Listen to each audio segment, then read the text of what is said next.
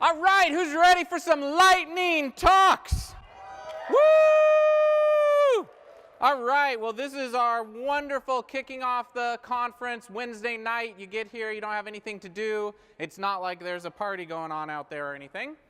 And thanks for coming. This is Lightning Talks. We've got about, I think we have 19 great talks. They're going to be a wide range of things. Some are technical, some are not, but it's just going to be a wonderful time. These are 6-minute talks. So if you really don't like one, just wait on average 3 minutes and it'll be done. And then you get to have me come back up again, and that's always a joy. My name's Corey Haynes. It's not up there, but my name's Corey Haynes. I run the Lightning Talks, as you can see by the reason I'm up here. And we're going to get kicked off because we have a lot of them to go through. But before we start, I do want everybody to give a huge, huge round of applause to Melinda Walker, who's doing our sketch art for this. It's amazing. It's so great. We started doing, I think last year was the first year. You can see them all out there. You're doing a lot of the other talks too. Ah, so wonderful. I love that. I took painting classes one time, but I can't even come close to that. It's wonderful. So the first talk we're going to have is Robert Casto, and he's going to talk to us about, you know what, you could help people to do stuff, right? All right, well, give it up for Robert Casto. Hi, everybody. So what I want to talk to you tonight about is giving service while at the same time sharing what your passion is. So everybody should give service. For what reason? Because one, we've benefited from somebody else's service. It gives us a chance to give back, to give to those who've given before. We also get to learn and see things through somebody else's eyes. And we get to meet people, make friends, and make a difference in the world. Also, we have our passions. We're here at CodeMash because we're passionate about something, software. We're also passionate about electronics, robotics, shooting sports, animation. All these things are something we have a passion about. So what is passionate sharing? Passionate sharing is where we share what we really, really enjoy with those in a way of giving service. And what I suggest to you is to become a merit badge counselor. So there are 136 merit badges in the Boy Scout program. And that means there is a merit badge for just about any kind of topic or thing that you have an interest in. There's science, art, sports, technology, building things, woodworking, even citizenship. So merit badges have a lot of requirements that need to be completed, and these requirements are all done by the boys. The boys do the work. They then, when they've completed the work, present that work to you as a counselor. But there's a problem. Boys need to find a counselor first before they can get started and finish this work. So what does a counselor do? A counselor counsels. He gives advice. He gives guidance, encouragement, insight. You're helping the boy understand what it is about the topic he's studying. You ensure that they have fulfilled the requirements of the merit badge, and you share your energy and love for this topic. What benefits do you get? Obviously, you get to work on something you already love, that you have a passion about. You get to feel good about yourself, and you get to shape the future of this young boy. The boy gets to learn something brand new that they've never tried before. And they get to ask a question and ask for input from someone who is an expert in this area. Also, they're going to make progress towards their goals. Obviously, they have a goal of becoming an Eagle Scout. Some boys want to learn about technology and other aspects of scouting. So what do you have to do to become a counselor? Glad you asked. First of all, you got to be 18 years old.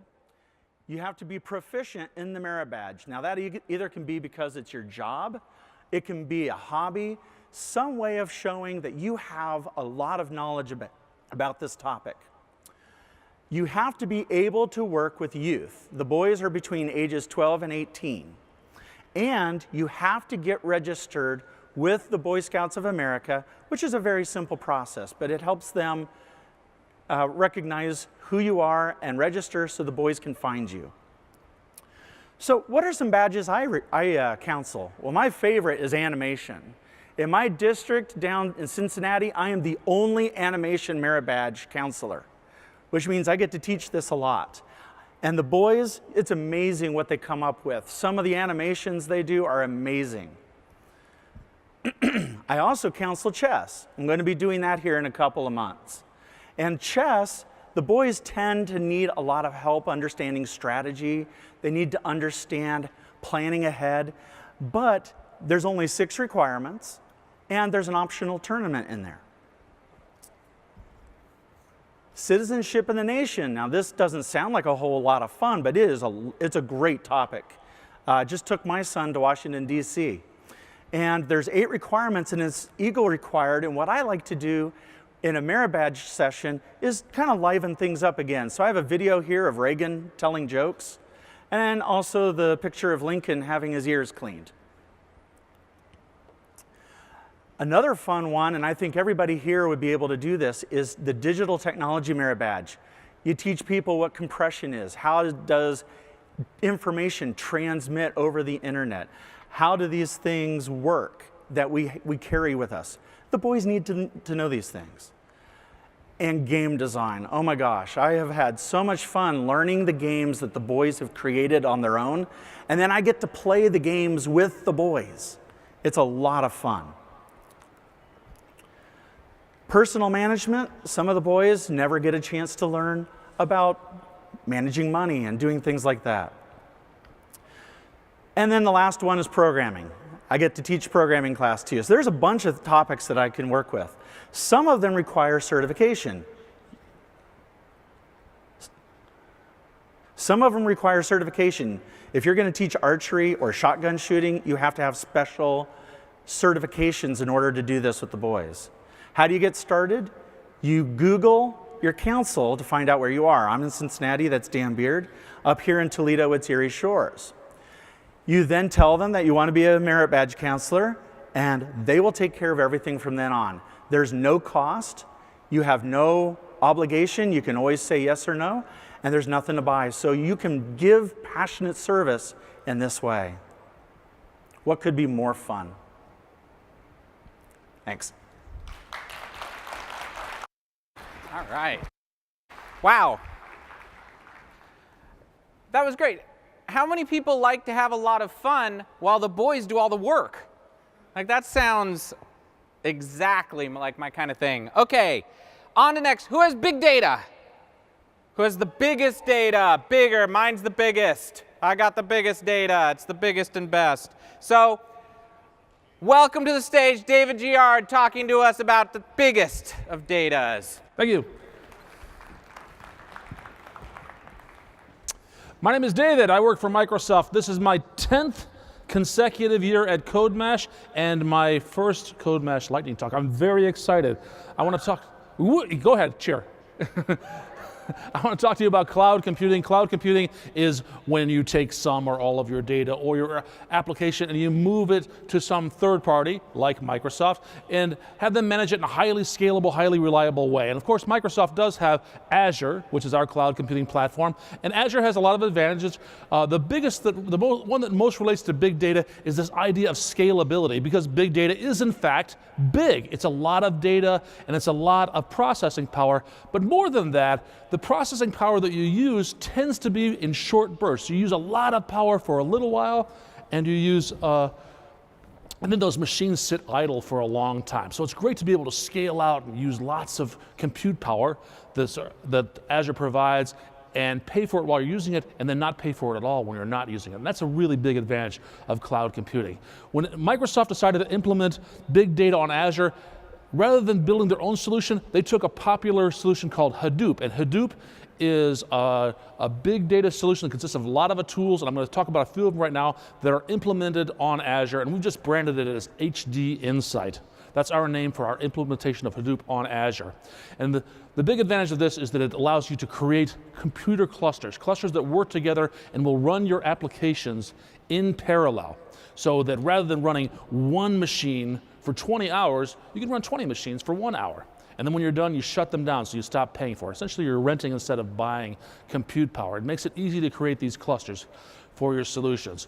These are the tools I'm going to talk about, but creating a cluster is very simple. In the portal, you can go and create, just select the drop-down the type of cluster you want, whether it runs on Linux or Windows, and within about 20 minutes, you'll have a cluster of computers to go. And that can be an HBase cluster. HBase is a big data store. It is a NoSQL database.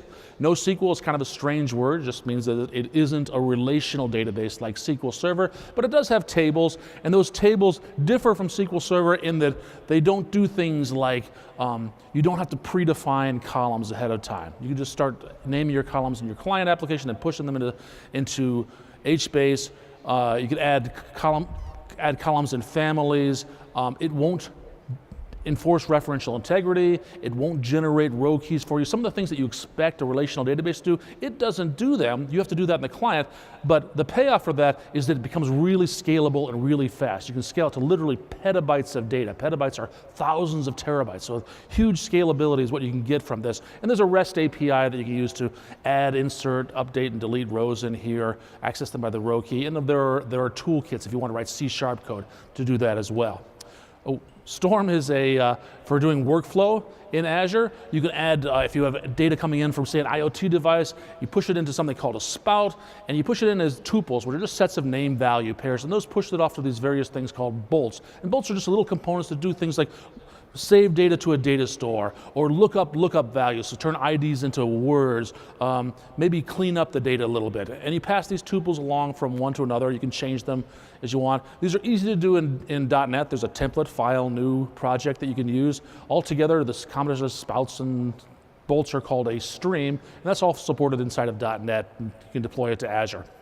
Hive is a data warehouse engine that allows you to query your data and do visualization, for doing analysis of your data. So there is a language very similar to SQL called HiveQL, and with that you can query HBase data, you can query SQL Server data, you can query data of various data types, and you can even join them together to aggregate data and do reports on that.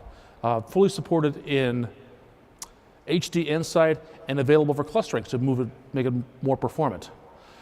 And Spark is a tool for visualizing your data. There are it contains libraries that integrate with Power BI. It contains libraries to do graphing like GraphX and MLib, and it supports some open source tools, most notably one called Jupyter Notebooks. And Jupyter Notebooks are a popular tool for generating reports because they support a combination of text and dynamically generated code that dynamically generates visualization. So you can create a report with a description at the top of it, and then below that the data and the visualization that it displays will be based on your data at the time that you run this report.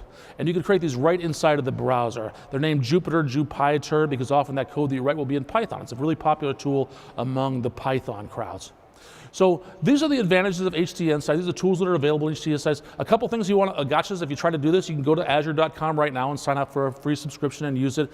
Be careful that you don't create a cluster and then leave it running, because you pay by the hour. What you want to do is create one, and then when it's done doing its work, then shut it down and recreate it later on, which is the reason why a lot of people will script the creation and deletion of their structures. You can use PowerShell to do that. So you can create it in the portal, or you can write scripts to do this.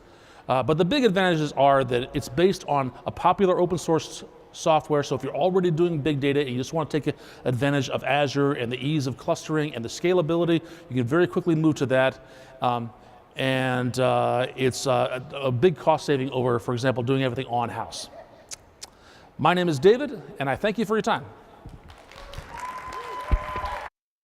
Great job, thanks. All right, petabyte sounds like my cat. Petabyte, oh well. However, I will say I did learn one thing. Did you know that PowerShell is still a thing? Who knew? Who knew? Anyways, how many people like video games? Yeah. How many people like hacking? Woo! Well, we're going to learn all about hacking video games from Rachel Weil, so give it up.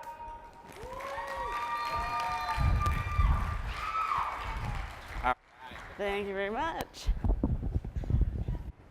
Hey there, my name is Rachel Weil. I'm here from Austin, Texas, where the high today in my hometown was 80 degrees. But I'm here. I recognize some of you from NodeBot's workshop. Anyone go to NodeBot's workshop today? Yeah, all right, what's up? Hi, I'm back. You spent 8 hours with me, here I am again. So I want to talk a little bit about a project I made. I made a Wi-Fi modem. Isn't it cute? It's adorable, right? I even like hand-stitched that little Wi-Fi cozy. Every Wi-Fi modem really needs a cozy, I feel like. So this Wi-Fi modem was for my NES. So my NES is online now. So you might be wondering, this is a stock 1985 Nintendo Entertainment System, completely unmodified. There's a Wi-Fi modem here that's plugged into the second controller port. So there wasn't really a whole lot of Wi-Fi back in 1985, and you might be wondering, what do you do with an NES that's connected to the internet? Great question. You make a Twitter client in 6502 assembly, and then you make an NES cartridge, and then you get a Twitter feed. Thank you, duh, of course. So this is my project. Connected NES. This is a Wi-Fi peripheral for the NES. It's actually completely open source, and I'll be sharing the GitHub information in a little bit. So you might be wondering, how did this happen? Which is a really great question. A little bit of background about me. My degree is actually in chemistry, and for about 6 years, I wrote chemistry, biology, and physics textbooks. And in my spare time, when I came home, I kind of became interested in programming. And I'd never really taken a computer science course before, so I decided I was going to learn a programming language, and I liked NES, so I wanted to know how they wrote those games. So I went on this forum to learn about programming NES games, and I was like, hey, my name's Rachel, I want to learn how to... And they were like, no, we don't want girls here. I got flamed off the forum, so I went to Amazon, and I found a book called 6502 Assembly Language, and I taught myself assembly. And that was my first programming language. And my second one was JavaScript, which is the total opposite of assembly, which is really funny. So for a few years, I actually used the NES as sort of a tool for creating art, glitch art. I performed at festivals like chip music festivals, such as Blipfest in New York City, working with artists like Anna Managuchi and Null Sleep, creating visual projections behind them during live shows. And at first it started out as kind of glitch art and kind of unpredictable chaos. And from there, I kind of went into making games and little standalone art projects. So that's kind of how I came to NES development. I want to talk a little bit about how the connected NES works exactly. So I got the idea when I was thinking about how, today we have so many notifications in games, like, achievement unlocked and little nagging windows, and you have to make friends with people on a gaming platform. I thought, wouldn't it be funny if you took a game like Super Mario Brothers and integrated some social aspect to it, getting some kind of annoying little messages every time your friends liked something. So I got the disassembly of Super Mario Brothers, and I decided I was going to integrate Twitter. So I took the score bar out and started a little streaming Twitter feed up at the top of Super Mario Brothers. So this is unmodified NES running. This is all running on real hardware. A little funny thing called Social Media Bros. The funny thing about this game, it's incredibly elegant the way it's coded. There's no empty, there's no wasted bytes at all. So I had to find a way to actually integrate the code that I needed to add without taking away any features. My Wi-Fi modem plugs into the second controller port, and I realized, well, if the modem's there, we can't play two-player, so I took Luigi out of the game. That's how I made the space. I needed about 80 bytes. I just commented out anything that had anything to do with Luigi, and I was able to make this. And from there, I kind of moved this into a full sort of Wi-Fi platform for the NES called Connected NES. So the way this basically works is I have a node server in the cloud that's listening to a hashtag, filtering, it's doing a kind of string modification and things like that. When that tweet is all good to go, it actually is sent over the cloud through the Particle API. So this is a particle photon you see in the picture here. So it's sent wirelessly. And then you can see these wires that are breadboarded into this board are actually the ones that come out of an NES controller. So I just desoldered those off the PCB and plug them into this breadboard connected to the pins. This microcontroller is actually getting power and ground from the NES. So it is completely, it doesn't need a separate wall wart. It doesn't have its own plug. It actually gets power from the NES as it's on. So it's a really elegant solution for creating a sort of Wi-Fi modem. So that's pretty much it. I actually have it. I brought it with me all the way from Austin, Texas. So I really want you guys to see it. It's going to be in with the sponsor booths. If you were at NodeBots, it's going to be pretty close to there, right by where the soldering irons and 3D printers are, right outside there by the sponsor booth. Please come check it out if you want to learn more. And oh, I got this really great press. Your childhood needs to be ruined. Thanks. Hashtag ConnectedNess will display your tweets on the screen. This is my website, nobadmemories.com/connectedness, where you can find all the source code. This is me. Please take a picture, because I'm completely out of time. I hope you come by the booth and check out ConnectedNess. Thank you very much. Whoa. Wow. Wow. That was amazing. Good. Wow. OK. Well, who needs Luigi anyway? Anyways, quick thing. Drew, Ryan, and Matt, get up on deck. OK. Look at that. We have another video game hacking talk. This one's great. Give it up for Paul DeCaro. Good evening, CodeMash. My name is Paul DiCarlo. I'm also from the state of Texas, and I'm also going to be talking about video game hacking. Now, we're going to flash forward a little bit. We're going to talk about the state of console hacking in 2017. And when I talk about this, I'm looking very specifically at how we can run unsigned code on video game consoles that are currently for sale in various marketplaces. So if you look at the state of homebrew today, AKA, can a device run Hello World, unsigned code on the device? There are various different ways to do this on some of the popular platforms. For example, your PlayStation 4 can do this through a firmware 176 browser exploit. No longer good. Xbox One, Microsoft decided to be really awesome and release the Universal Windows platform. Simply write Hello World, deploy it to your Xbox, deploy it to your HoloLens, deploy it to your Windows machine, doesn't matter. It's going to run.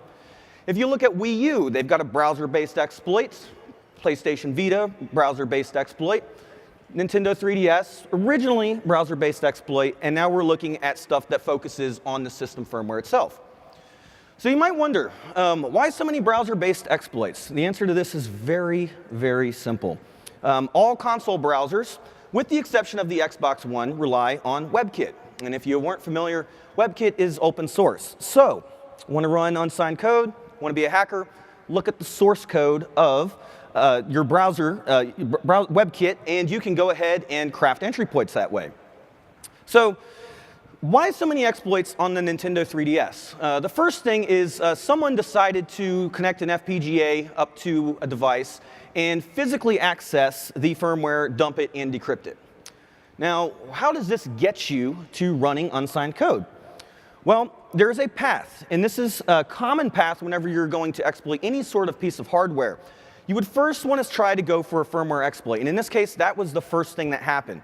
Once you have that, you can analyze that firmware in something like IDA Pro, and you can see exactly where the syscalls are being called, and you can look at memory access exploits once you've got yourself a running firmware exploit. With access to memory, you can look at ways to create new entry points based on games that you're putting inside the console, doing things like buffer overflow attacks and that sort of thing. Now, the current state of buffer overflows is really hard to exploit due to memory access protections that are implemented in various operating systems. So what they'll look at doing is ways to get around this using things called return-oriented programming. This is a really, really hot topic in the exploit scene. It's really cool to look at because you really can't do anything about it. And so if you look at the current state of getting Homebrew to execute on a Nintendo 3DS console, they actually went all the way down to looking at pre-installed software on these consoles, so the sound player on this device. A kid out of Carnegie Mellon decided to create a crafted M4A file that, regardless of firmware, will drop you into an executable shell, allow you to execute code. Of course, you have to chain this up with a little bit of stuff that was messed up in Nintendo's implementation, using GPU to allow arbitrary memory writes and that sort of thing. And it gets really ugly when you look at what happens underneath here. You can even get custom firmwares by exploiting various different ARM processors that are employed in the security implementation on the Nintendo 3DS. I'm not going to go into too much detail there, but do understand ARM 9 is a processor that's used exclusively for user mode access. ARM 11 is used exclusively for the very, very, very precious kernel and syscalls that are available on the system. So what's cool is when these things come out, these things called scenes form. Okay, and scenes, whenever there's like a viable platform, you've got a great entry point, you get a whole homebrew community that starts to pop up. And these scenes are where the work sort of happens around the community. What's interesting is you'll see that these things have evolved as technologies evolve. So typically you would see a lot of the hackers would meet in IRC chat rooms and take their findings and post them to wikis. This has now moved to Discord, where they'll then publish their findings publicly onto GitHub. They'll still have wikis, and then they'll usually post relevant news in those communities to popular subreddits. So what this looks like, and it's not a few people here. It's actually, if you look at the 3DS hacking Discord chat, I took a snapshot of this shortly before making this deck today, 1,982 active users online that are looking at stuff that's coming out there.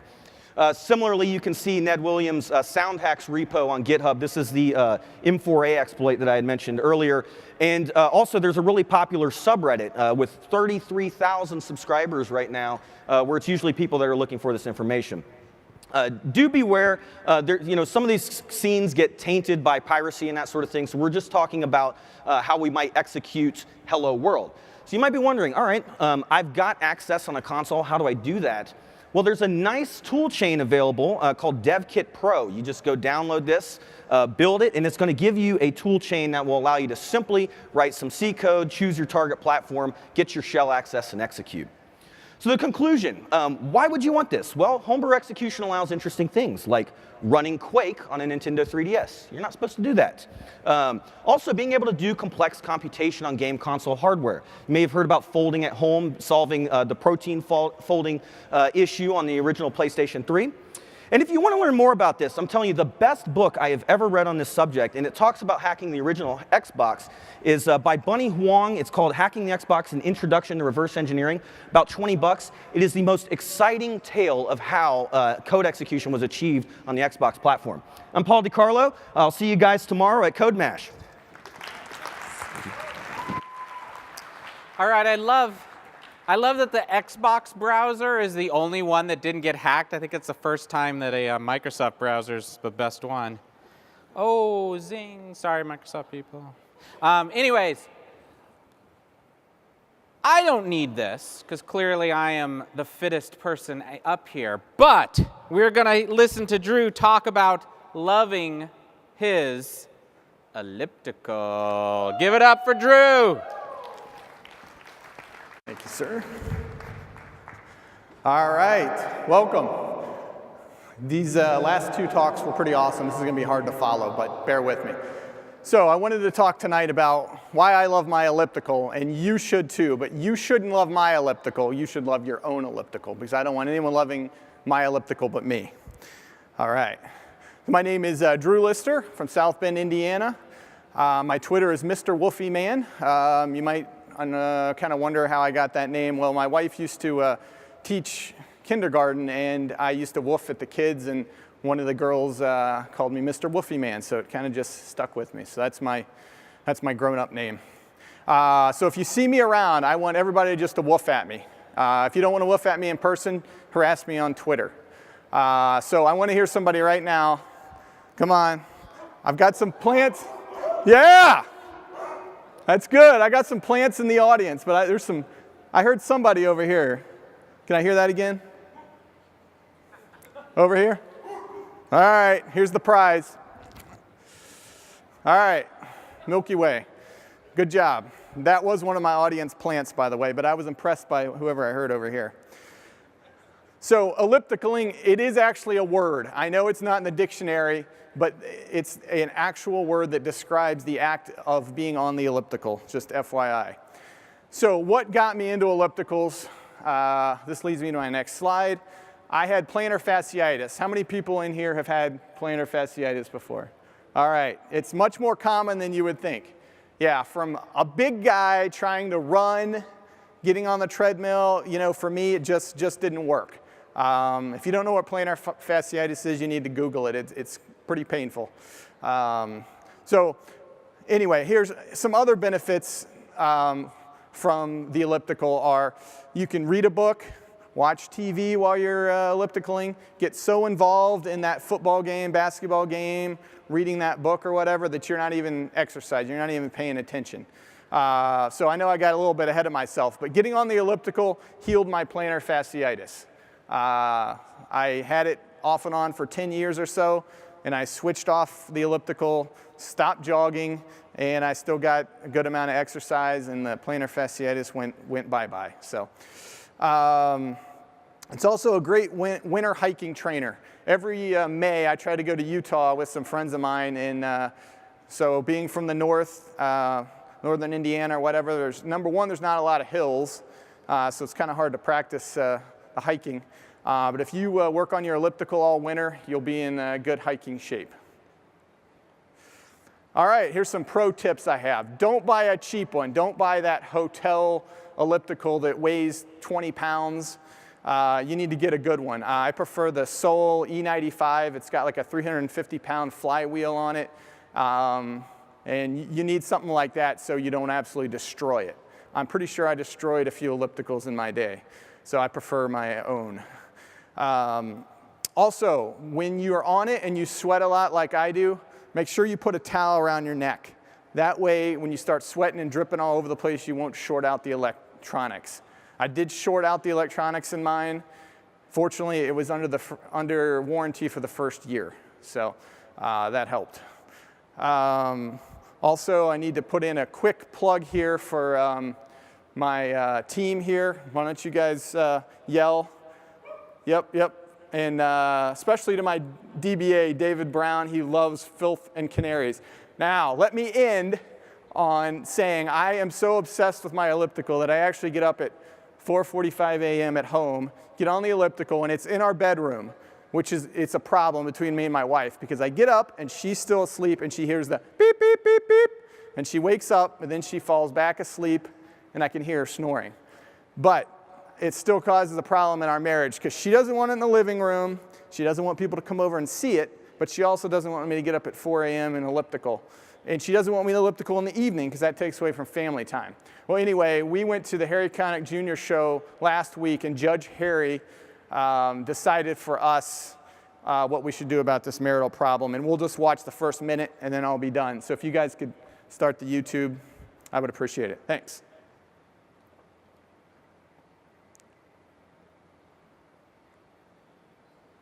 My husband likes to get up every morning at about 4 o'clock-ish in the morning. 4:45. He gets on the elliptical like for an hour, hour and a half, and that's great, except for that the elliptical's about 3 feet from the edge of the bed that I'm sleeping in. And You gotta be kidding. No, and every day, and I'm trying to sleep, and he doesn't turn on the TV, which is really thoughtful, but the beep, beep, beep, you know, to get it going, wakes me up, and then sometimes I can put a pillow over my head and fall back asleep, but then about halfway through, the odor wakes me up. Ooh. He sweats true. so bad. So what you're true. saying is, in technical terms, Drew, you stank. Have you had enough? Oh yeah, the problem is with the sweat. He has to change clothes halfway through to another outfit, and That could be kind of sexy. it's not. It's stinky and nasty. And I do sweat a lot. He sweat so bad that he dripped into like the electric system and shorted out. You the shorted it electrical. out. I did. But at least now you don't have the beep, beep, beep anymore. Oh no, he got it fixed. All right. under warranty. Thank you. And Appreciate it's it. rust. It's all rusted, and if I get on it, it smells bad. Okay, Andrew, what is your defense? You guys can Now, stop Harry, the YouTube. I know Excuse this me? Judge Harry. Thank you. Sorry. All right, thanks a lot. I'm done. Appreciate it. Thanks. Did anybody notice the stenographer and that Judge Harry, her hands were about a foot above the keyboard, and she was just going like this? Oh, shit, it's like me programming. All right, Ryan is up next. I'm not even going to say anything because I'm really excited to hear about this. But I will say, Nathan, you need to get up on deck. So, Ryan, take it away. Give it up. Hello, everybody. My name is Ryan. I'm CTO at Energy Cap in central Pennsylvania. I'm starting to try and tweet professionally at Software and Booze and personally at Ryan Booze because sometimes getting those things across gets hard. Yes, my last name is Booze, like beer. And yes, I literally may be slightly related to the people that might be possible that we now call alcohol booze. For those of you who don't know, this is an EC Booze whiskey log cabin bottle out of Philadelphia, Pennsylvania, which is where my family line is from. So last year, I get intimidated by talks like this at technical. In other situations, it's no big deal, but I always feel like I don't have anything to provide or give. I usually feel like quite a taker at these conferences. And so last year, I got to the lightning talks, and there was a guy on stage talking about raising his first chickens. I said, well, shoot, I've raised chickens. If he can talk about chickens, I can talk about something. Hey, there you are. Good work, man. And so this is a brief story. Talk about what my family has learned. We've been through a lot in the last year and a half, made some crazy decisions. So what we've learned in our 15 years as a growing family about making big bets and learning from big opportunities. And how it's actually got us back to the place that we can really call home. And so big bet number one was me asking Laura out on a date 15, almost 16 years ago, and she said yes, so that was awesome. Big opportunity number one to trust was her saying yes to marrying me. Man, for those of you who know, marriage takes a lot of trust, and we didn't know that going into this. When we got married, I said I was comfortable with 2 children. I grew up with 1 sister, and I thought that was nice and comfortable. Laura grew up with 3 other sisters, and she said, I'd be happy with 6.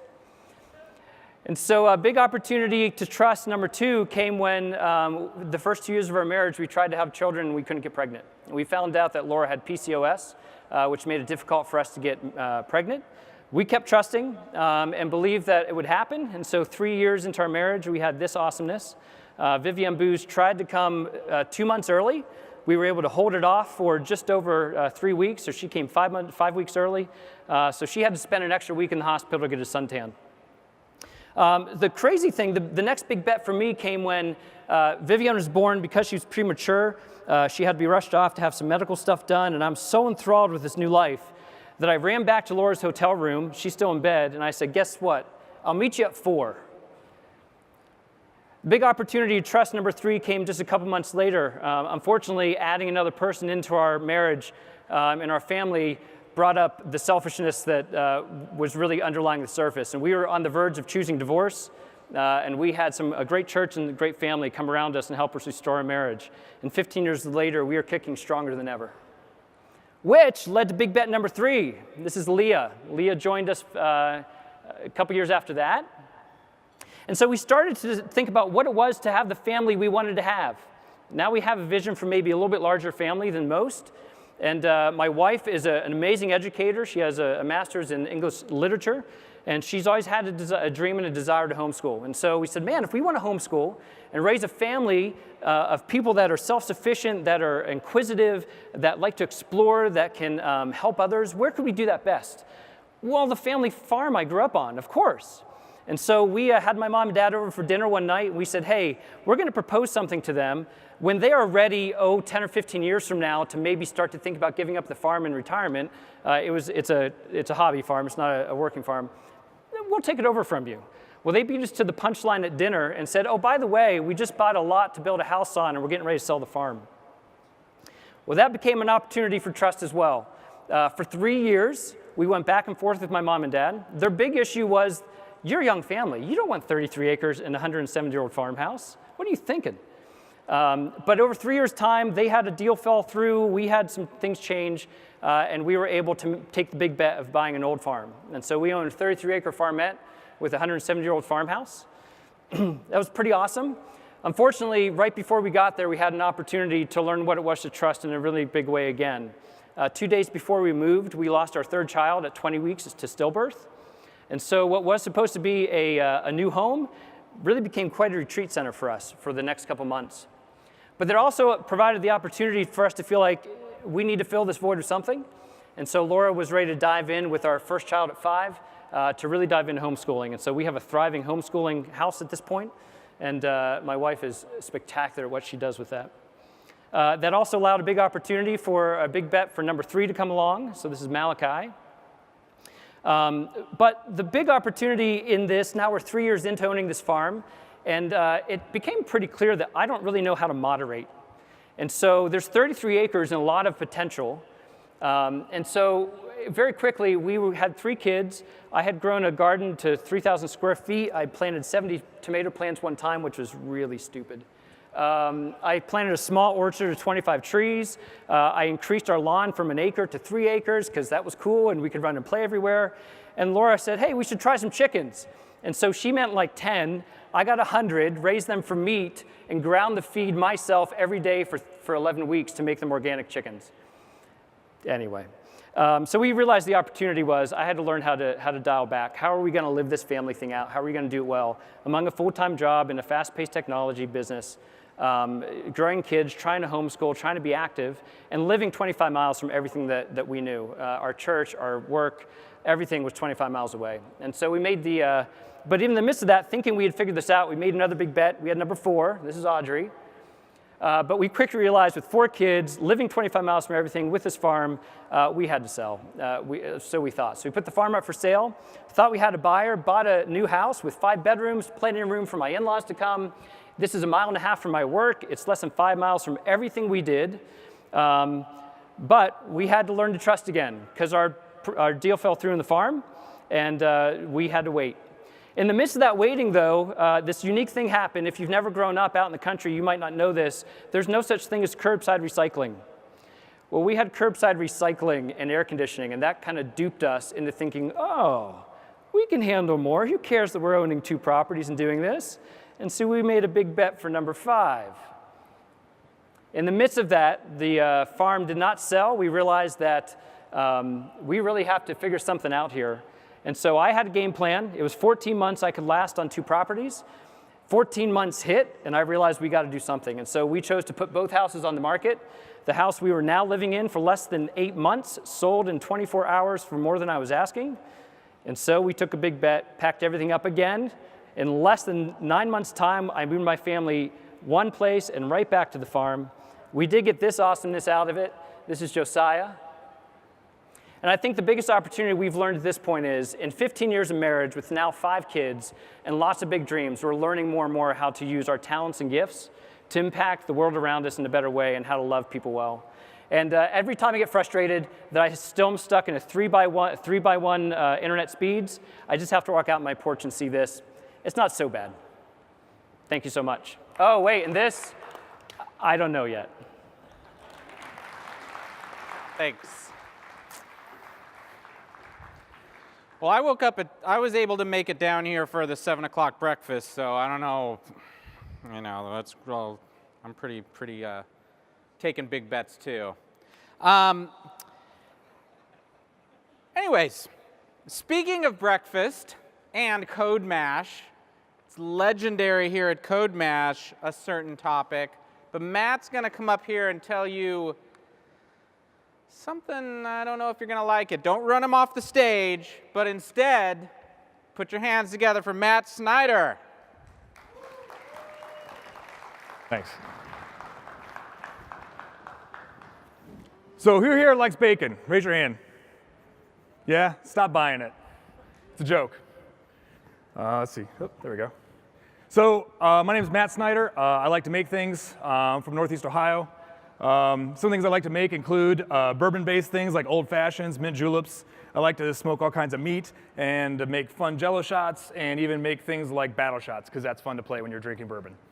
I also make an awesome beard. This is my wife's favorite picture. She loved the beard. I might have to bring it back for her. So, I also make things at user testing. And yes, we're hiring. So let's talk about bacon. Where does it come from? It comes from bacon seed. Because where else would it come from? So once your bacon seed matures, you can get the bacon meat from one of two places of the pig. If you're in Canada, you get it from the back. If you're from America, you get it from the belly. But it's not bacon yet. It's not bacon until you actually cure it. Curing is something they do in a plant where they process the meat after they pull the skin off. They then run it through this thing that's got all these needles, and the needles just jam into the meat, and they inject all kinds of crap into the meat, right? Including water, sodium nitrates, your flavoring, everything else. When you cook your bacon, does it pop and sizzle? Yes, yeah, probably does, yeah. Do you know why that is? Because all that stuff has all that water injected into it, and oil and water don't mix. So that's why it just explodes everywhere when you cook your bacon. What's interesting is when you cure a meat, it's supposed to dry the meat out, not keep it wet and soggy. But that's what they're giving you. Every time you go to the store and you buy that bacon, you're getting wet, soggy bacon. But you know what? It still tastes pretty amazing, right? So what are we going to do? So I stumbled across this thing online, Amazing Ribs. I started smoking some meat. My wife got me a smoker, and it was awesome. And I just happened to see this thing that said, you can make bacon from scratch, and it's so much better. I'm like, all right. So I read through it, and you know what? It's pretty stinking easy. So this is why you're gonna stop buying bacon, because you're gonna start making your own bacon, or find somebody you know who makes their own bacon. Because all you gotta need to do is find a butcher near you who can give you a side of pork from the belly. Then you're gonna buy some nice knives, and you're gonna take the skin off. Once you have the skin off, you're gonna flavor that bacon however you want. It is so easy. The only main things you need are the pink salt, which you can get off Amazon.com for super cheap. One bag will last you a very long time. Some sea salt, and then season it with whatever you want. Like this here's got a bunch of pepper in it. It's got some brown sugar, a little bit of maple, and you just put it, and this is a wet cure. You can do a dry cure, which is more complicated. This is a wet cure. So you basically put it all together, you mix it up, and you take half that belly and you put it in this Ziploc bag, and you leave it in your refrigerator for 7 days. That's it, 7 days. Every night you pull it out, you massage it a little bit because it's pretty awesome. It makes it really nice and tastes extra good when you give it a nice deep massage. Flip it over, put it back in, and then after that 7 days, you throw it on your smoker. All it takes is 2 hours. You cook it at like, you cook it. It's 200 degrees. You get all the smoky flavor in there. You don't want to melt all the fat and stuff on. You want to keep it on there, so that's why you keep the temp kind of low. But that adds in the smoky flavor and it cooks the meat. So after you're done, you can pull it off. You can add some additional seasoning like some cracked pepper. And at this point, you can actually eat it. You don't even need to fry it. And I'll tell you what, it is delicious. I'm fortunate enough that my dad actually inherited an old deli meat slicer. And I said, hey, can I borrow that? Because I'm going to make some bacon. He's like, yeah, of course you can have that as long as I get some bacon. So we have this whole production at home now where we have the deli slicer. You have to let the pork belly cool, because if you try doing it when it's warm, it doesn't slice very well. But this is the end product right here. And it is way better than any store bacon I've ever had. In fact, I don't think I've bought any store-bought bacon in the last year and a half because I've been doing this. In fact, it's so stinking good that every time I've shared it with a friend or neighbor, they've asked for some. So now instead of buying one, I usually go and buy at least 3 bellies. That there is 36 pounds of bacon waiting to happen, okay? So we take that, and now it's a bigger process, right? We're taking more skin off, we're cutting more sections out. Now instead of just having 2 on the grill, I'm just pulled 3 off, I'm getting ready to put another 2 on. And this is what the counter looks like now. We've also added a food saver, so we're vacuum sealing everything. We're doing all kinds of crazy flavors. And one of the best parts is certain things just don't slice really well. So you end up with these big chunks of meat that are left over, and it's just the best bacon ever. And you can just take a cut and you can eat it. You can throw it in soups. You can do all kinds of stuff with it, and it's like heaven. Like you could go buy some store-bought bacon and eat it after this. And I'm sorry, CodeMash. I know you guys have good bacon, but it's not as good as this. It's really not. So we have American bacon, and it's not like Canadian bacon, but because it's seasoned with freedom. So start making your own bacon and stop buying that other crap. Thanks.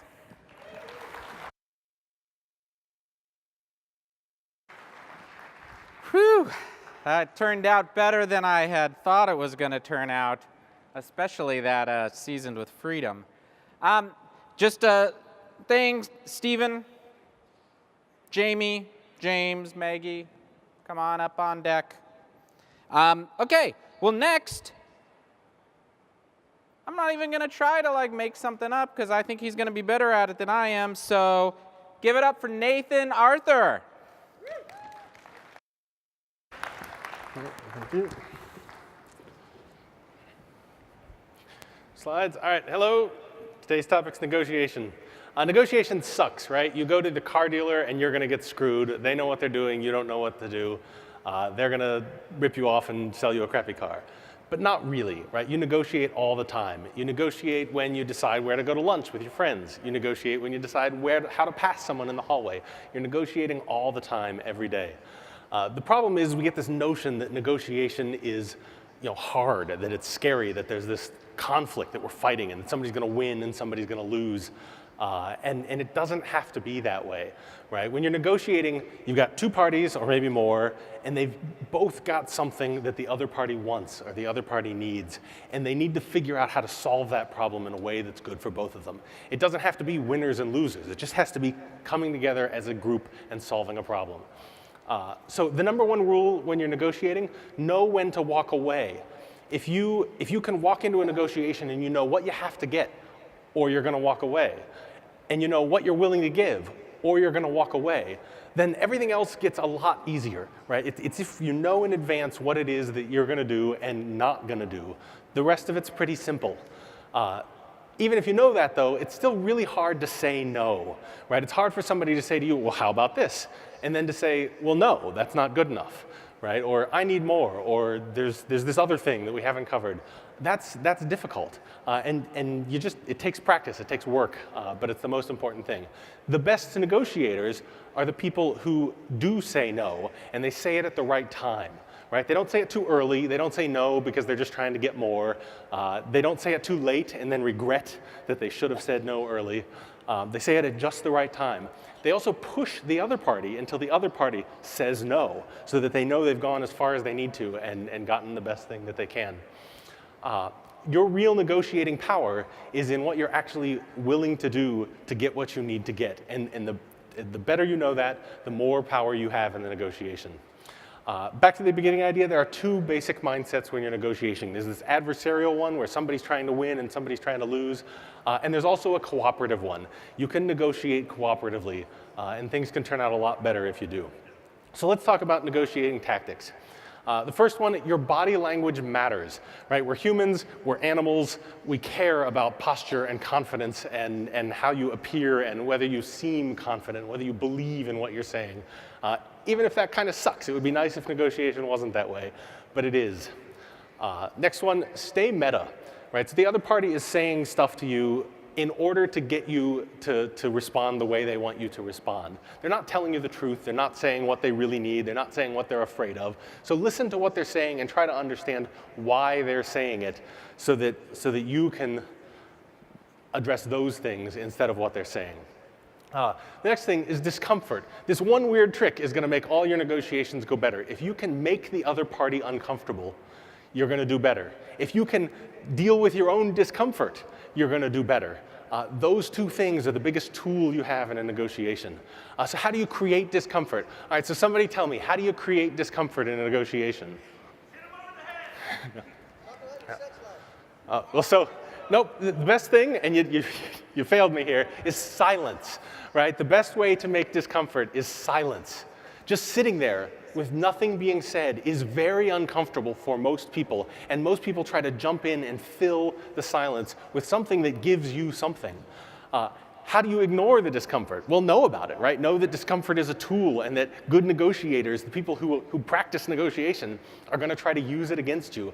And just remember, it's gonna be over soon, you're gonna go home, you're gonna reflect on what happened, and you wanna feel good about that. Think about what happens after the fact. Also, willpower, right? Be rested, be fed, be focused on the tactics you're using and on the goals that you have. Don't be focused on how afraid you are that it's all gonna go wrong and that something's gonna go terribly bad. Your willpower matters a lot on those things. Another one, right, push for more. I addressed this a little earlier. If you haven't heard the other party say no, you've left something on the table. Right, now maybe that's okay, right? Maybe you've gotten what you need to get and you're happy with what you're exchanging for it, and if so, great, stop. Right? But if you're adversarial, if you're fighting about something, and you haven't heard the other party say no, there's room. There's still room to push. Another good tactic, and car dealers will use this against you all the time, is resort to a higher power. Right? I need to go ask my boss. I'm not sure if we're going to be able to do that. I need to go ask my partner. I'm not sure if she's going to agree to that. it gives you a second to step away and to think calmly about it. Maybe you come back and you say no, and then the other party has this like third person who's not in the room that they're trying to argue against, and that's really difficult. And it's really difficult for you to do that when they do it to you. So that higher power is a neat tool. And then finally, just get creative about what you're doing, especially if you've got two parties who are cooperative. The initial idea you have of how you're going to butt heads and what you have to have and what they're going to give you, maybe that's not the thing at all. Maybe your underlying goals are actually something deeper and something that you can think about, and you can find some other way to approach the problem that solves it better for both of you. I'm Nathan Arthur. I'm Truist on Twitter. There's a lot more that I could say about this topic. If you want to keep talking about it, please come find me. These slides are out on GitHub. Good luck.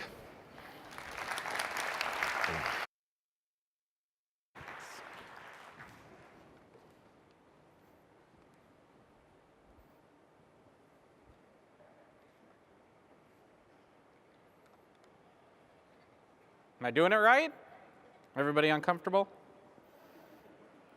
I knew that was coming. All right, well, here we go. Mixing two of my favorite things, Pringles. Thank you. Hi, everyone. I'm chuckling to myself because I just got a text from my wife literally seconds ago. One of our neighbor's cows decided to scratch its butt against one of the telephone poles, and now we don't have power at our house. Great. That's the mindset that you need right before you're walking up on stage. So last year I gave a talk. I talked about Alan Turing, and I talked about his work at Bletchley Park. He did a lot of work decrypting creating the bomb to decrypt the Enigma cipher. And tonight I wanted to actually talk about the Enigma machine a little more and talk about how you can build one yourself with a Pringles can. So the Enigma machine was just a portable machine that was used by the Germans during World War II, and it was used to encode and decode messages that they sent to each other. It's unique and it's amazing because it kind of came out of nowhere. It was the first mechanical portable machine that really did an amazingly effective job at encrypting messages, and it did it very, very well. Even by today's standards with modern computing power, I'm not going to say it's non-trivial. It's still pretty, you can definitely do it, but it's non-trivial even with today's computing power to decrypt a message encrypted with the Enigma machine. You just press on a key and one of the lights lights up above it. In this shot, you can see the cover is closed and you can see the letters over top of the light bulbs. And that's how you would know what the encoded key is. The amazing thing about the Enigma machine, about how it's so secure, it has to do with the wheels. There are 3 wheels in most Enigma machines. The Navy had one that used 4. But the electrical signal that was generated when you press down on a key would go into the first wheel, and it would go out a different spot into the second wheel, and so on and so forth into the third wheel, and then over into the part that has the B in it, that's called the reflector, and it would turn around and send it back through all 3 wheels and then off to a light bulb. Now, if that's all it did, it wouldn't be very special. That would be easy to crack. But what's amazing is that every time you press a key, that wheel moves 1 click forward, and it essentially is changing the cipher for every single key that you press. So you have to know where the wheels are set up when you start encoding it. So you see the little wheels. This is a 4-wheel Enigma machine. You see the little windows next to the wheel. You can look in there and see a number or a letter, and that's how you know where to start. And if you get an encrypted message, all you have to do is start it at the same spot, and you can put in the encrypted message and the plain text will come out. It's really, really neat. You can see these Enigma machines at a number of museums. I recommend the NSA Museum in Maryland. They actually, because they're such a small and low volume museum, they actually have these setting out where you can play with them. It's the only museum I know of where you can actually go and touch an Enigma machine. So because the wheels spin with each one, so I could just hit there, I could just be behind an Enigma machine and press A every time. and it would come up with a different letter almost every time because the wheel keeps spinning, right? So you can actually build your own Enigma machine with a Pringles can, and it looks like this.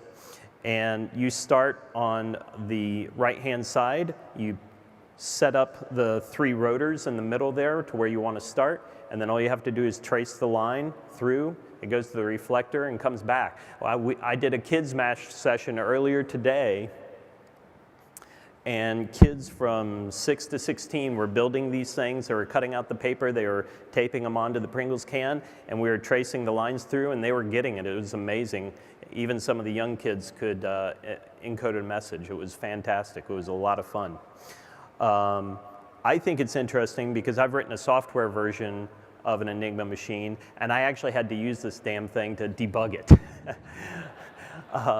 Because if you go to online Enigma machines, it'll tell you, okay, you pressed an A, here's the letter that's spit out, but it doesn't tell you what all the intermediary steps are, and this will, and it's very visual and tactile, and it's just wonderful. On the table, about halfway back right over there, I've got a couple extra Pringles cans from my CodeMash session. If you would like to build your very own Enigma machine, come back there, talk to me. I've got it. If you just want to look at one, I've got an example you can look at. It's really cool. It's a lot of fun. It's a great activity you can do with your kids. If you don't want to mess with this tonight, but you want to do it with your kids later, just go on to the internet and Google Pringles can Enigma, and it'll be the first blog post that pops up. It's a PDF. You can print it out on legal size paper, and you just cut it out and wrap it around the Pringles can, and you can make one just like this. So, yep, I have some supplies back here if you want to come build an Enigma machine. Thank you very much. All right. I thought he was going to talk about how great Pringles were, because really, it's an enigma. How are they so wonderful? Oh, thank you. There we go, there we go. All right, well, for anybody who runs a team or works anywhere, you know that diversity is important. So give it up for Jamie Hampton telling us some stuff. Thanks. Is it easy? Okay. Hi, my name is Jameson. You can call me Jamie. I'm Jamie Bash on Twitter. And I'm going to talk a little bit about identifying and avoiding microaggressions in the transgender community. If you want a diverse team, it's a really important thing to know what your diverse teammates are dealing with in their lives. So let's talk about it. First of all, what is a microaggression? I think microaggression is a really scary word for a lot of people, where it makes them feel like they're going to get accused of being intolerant when they don't feel like they're being intolerant. Really, a microaggression is like a small thing that invalidates someone else's identity, that if it happened to you once, it would be like kind of annoying and you'd go on with your life. But when it happens over and over and over, it gets more and more hurtful every time. So every marginalized community really has their own set of microaggressions, but I'm going to talk about the trans community. Number one, expecting marginalized people to be our educators.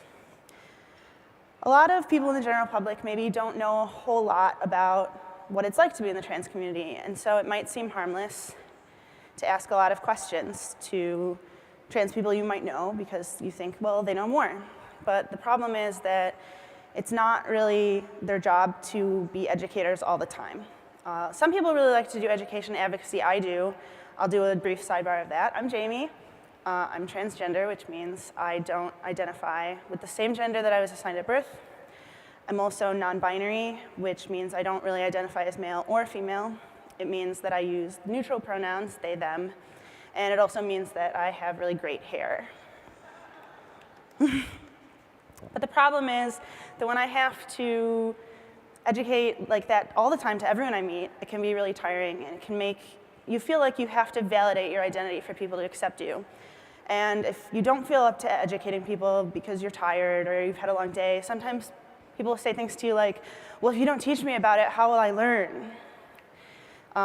You can educate yourself as much as you can. There's lots of resources. And if you really have questions that you do want to ask a trans person that you know, make sure they're comfortable answering those questions. That brings me to the next one, asking probing questions. This is like a real problem because a lot of people have this weird thing where they'll meet a trans person, they'll find out that they're trans, and suddenly they feel like they have the right to ask like a bunch of really personal questions that they wouldn't have asked before. Don't ask people's birth name. They changed it for a reason. They don't want you to know it. That's kind of the point. Don't ask people about their coming out story. It's just really personal. And it's not all sunshine and rainbows for a lot of people. You know, if you just met someone, you wouldn't ask them how they felt after their mom died. Like, it would be really personal. For the love of God, don't ask people about their genitals. It's so rude. Why would you do that? You don't do that to anyone. Basically, the moral is trans people are people. They're not just encyclopedias of gender theory. Another microaggression is underestimating the importance of pronouns. Pronouns are a really hot ticket issue in the trans community lately, and there's a reason. It's because if you respect someone's pronouns, it shows that you respect them as a person. But if you don't, then they don't feel respected as a person. Not respecting someone's pronouns can look a few ways. It can look like consistently always getting it wrong, even if you've been corrected. It can look like constantly complaining that it's too hard and putting a burden on you. Or it can just be refusing to try. You'd be surprised how many people aren't even willing to try at all. I've had a bunch of people in my life say, well, I'm not going to use singular they because it's not grammatically correct. First of all, that's wrong. It is grammatically correct. But even if they were right, that's basically saying I care more about proper grammar than I care about you as a person and your feelings. So ask people's pronouns. Don't assume them. And if someone asks you your pronouns, even if you think they should be obvious, don't get mad. Like, that's how you create a safe space for people to ask each other. Pro tip, if you get someone's pronouns wrong, that totally happens. Just apologize once, correct yourself, and move on. Apologizing over and over just brings unwanted attention to it. Number 4 is my last one for today. Excluding through language is also pretty much about assumptions. I think we all know what happens when you make too many assumptions. So here's a few. Don't assume that everyone you meet is cisgender, which means not transgender, and heterosexual. Not only does that exclude people, but it also reinforces this idea that that's the norm and that other people are weird. Why ask someone if they have a boyfriend or girlfriend or husband and wife when there's perfectly good gender-neutral terms for that? Why start your talk with ladies and gentlemen when you don't know if that applies to everybody in your audience? Speaking of which, don't assume that there are only 2 genders. I know that's really hard for some people, but it's really hard for me when there's 2 bathrooms and neither of them are really right, and I have to fill out forms that aren't really right. If you're a software developer, pro tip, it takes about 5 seconds to put a 3rd gender option on your website dropdown, and there's no reason not to do it, and non-binary people won't use your site unless you do it. I don't use sites that only have 2 gender options. So in conclusion, ask clarifying questions about people's identity and their pronoun usage, but don't demand answers to very personal or easily Googleable questions. Avoid gendered language and heteronormative assumptions. Put yourself in someone else's shoes and think about how it would make you feel. Be understanding, and people will genuinely appreciate that you're trying. Thank you very much. I'm Jamie Bash on Twitter. Thank you. All right, good job. Okay, I don't know why I always walk over here thinking these are the microphones I have to use, but Maggie, Scott, Heather, David, 4 of you up on deck in that order. So next, we have somebody who apparently did something that I can't do because I've never been able to do this, but James is going to talk about building an app, publishing it, making money, which is what I don't seem to be able to do, in a week. Give it up.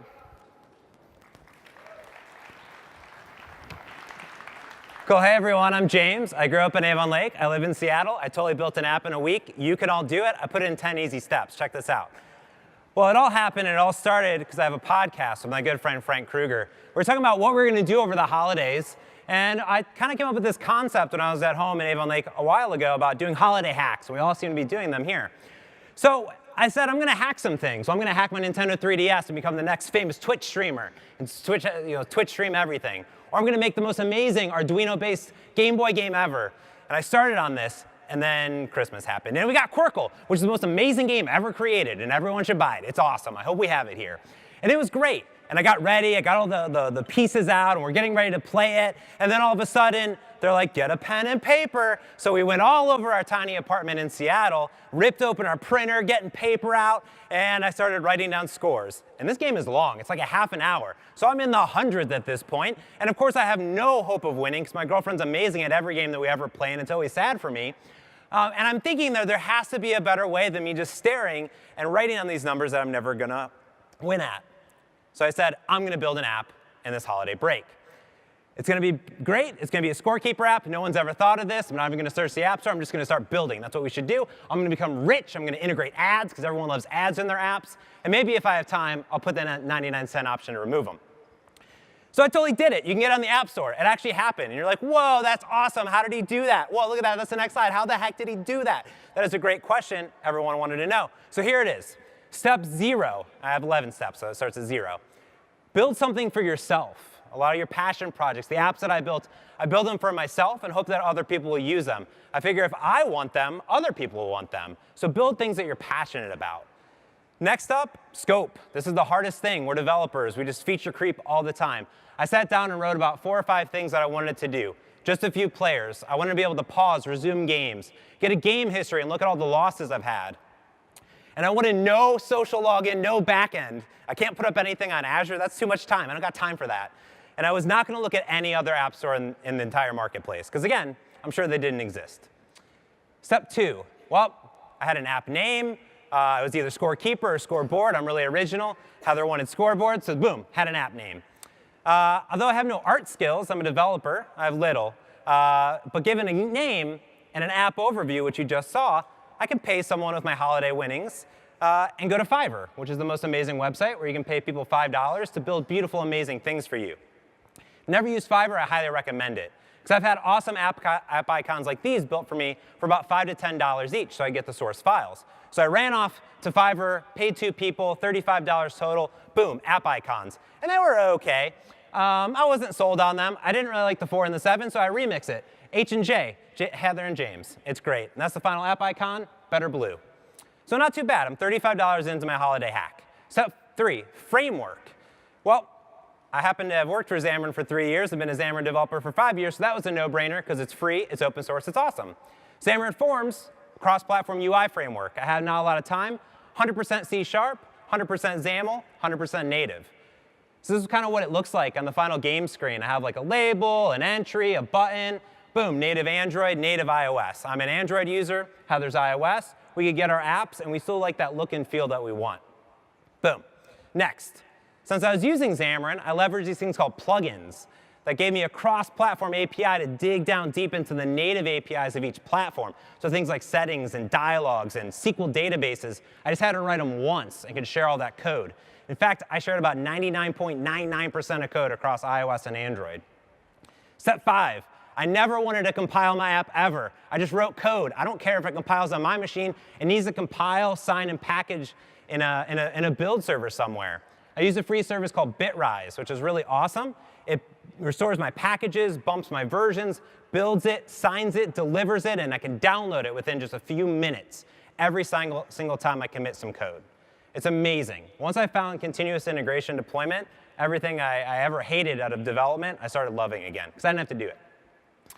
Then, since I was going to do this in a week, I wanted to make sure that every time my app crashed, which, apps crash, it happens, I wanted to put in some crash reporting. I used another free tool called Raygun, which is really cool. Cross-platform API to handle that. So it's kind of like things that you need to integrate. And that took about 1 minute. 7, ads. Everyone loves ads. Luckily, I had already done the hard work before the holidays to write some awesome blog posts on integrating ads with AdMob into iOS and Android. So that took me about 10 minutes to copy-paste code. And you can too. Just go to my blog, Mott's Codes. Cool. 8, test. You should test your stuff. We did a lot of internal testing. This is the best part of creating a game about keeping track of game scores, is that Heather and I just sat around and played games. And so did all of our monkeys in our house. It was great. I gave it to a few friends, so that's always important. Give it out there, get some feedback.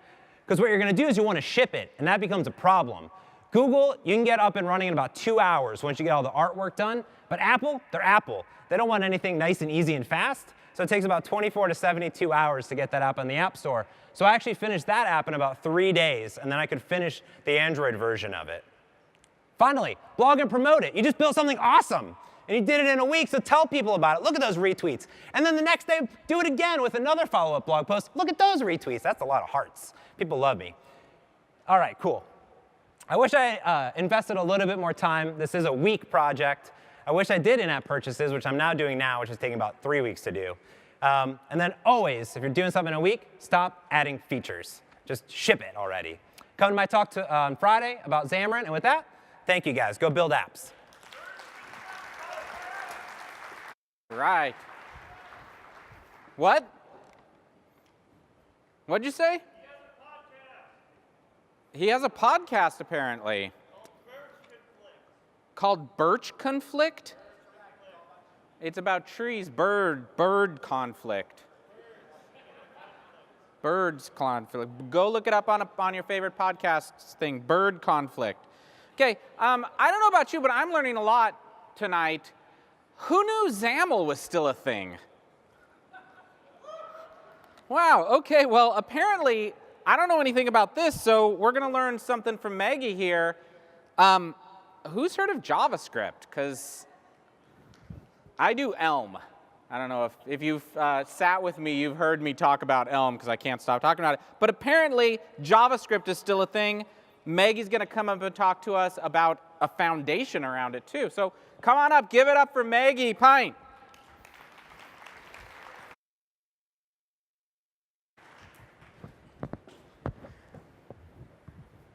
All right, hello everyone. I'm Maggie and I'm from the Moment.js team. Anybody here use Moment.js?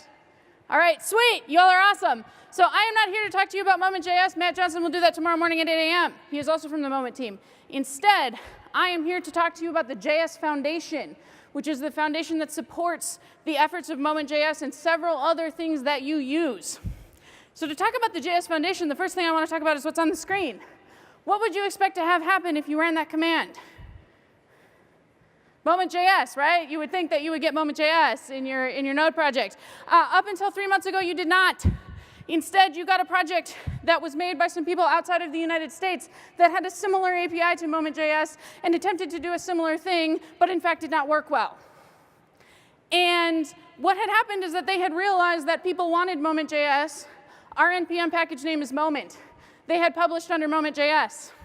We started getting GitHub issues, Stack Overflow issues, complaints saying that our software was crap and it didn't work, and why did 7 million people download it every month? Because clearly it was terrible. And we found out that it was actually because they were getting this other software. And we went to NPM and we said, could you please take that package down because our users are really confused right now? And they said no. And they said no because they have to operate within the bounds of the law. And our trademark was not registered. This is a clear case of trademark infringement. But without a registered trademark, there's nothing that NPM can do about that. What happened here is a little project. Tim, the original author of Moment, just threw it out there like, hey, other people need the date things. It got big. And suddenly, instead of being this fun thing that the maintainers team did in our spare time, it was valuable IP.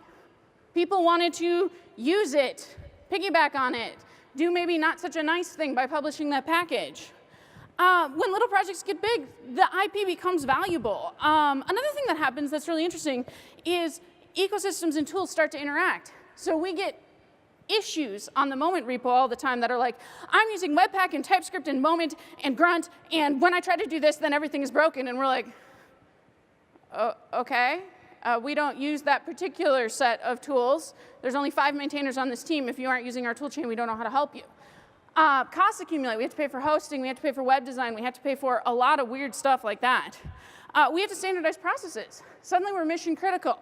For my business to succeed, we are heavily reliant on your software. We need it. We need your bugs fixed. We need to know when they're going to be shipped. We need to know why this is a problem. We need to know when you're going to fix it.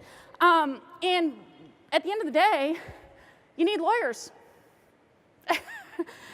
You need lawyers, you need marketing support, business support. Suddenly you have a website that gets 15,000 hits a day, and you're like, what just happened to me? And that's where the JS Foundation comes in. The JS Foundation holds several very popular projects in the JavaScript ecosystem, and they provide some of that support that I'm talking about projects needing. So little examples, Lodash, ESLint, Require.js, Mocha, Grunt are all under the JS Foundation. So the JS Foundation actually started as the jQuery Foundation, and they were supporting the main jQuery projects, so jQuery, jQuery UI, and Globalize that you're all familiar with. And they expanded to hold a whole lot of other big JavaScript projects. They absorbed the entire Dojo Foundation and the Dojo family of JavaScript projects.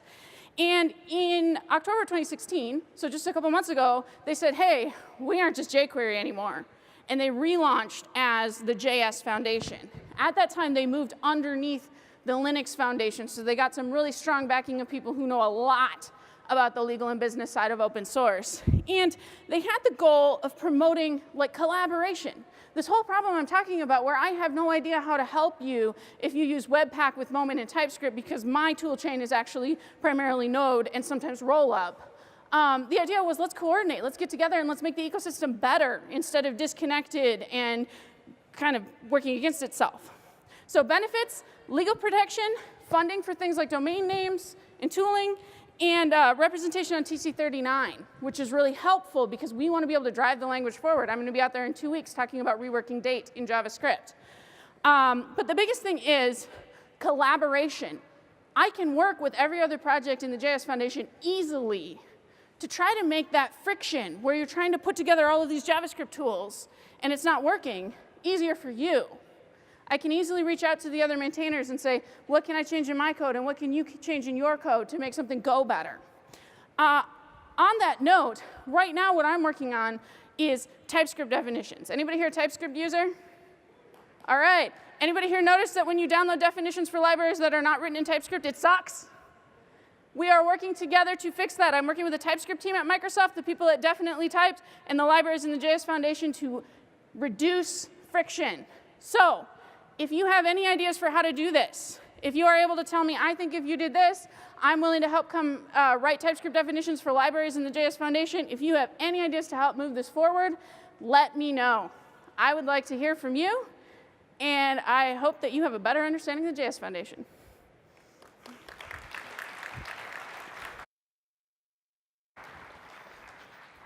All right.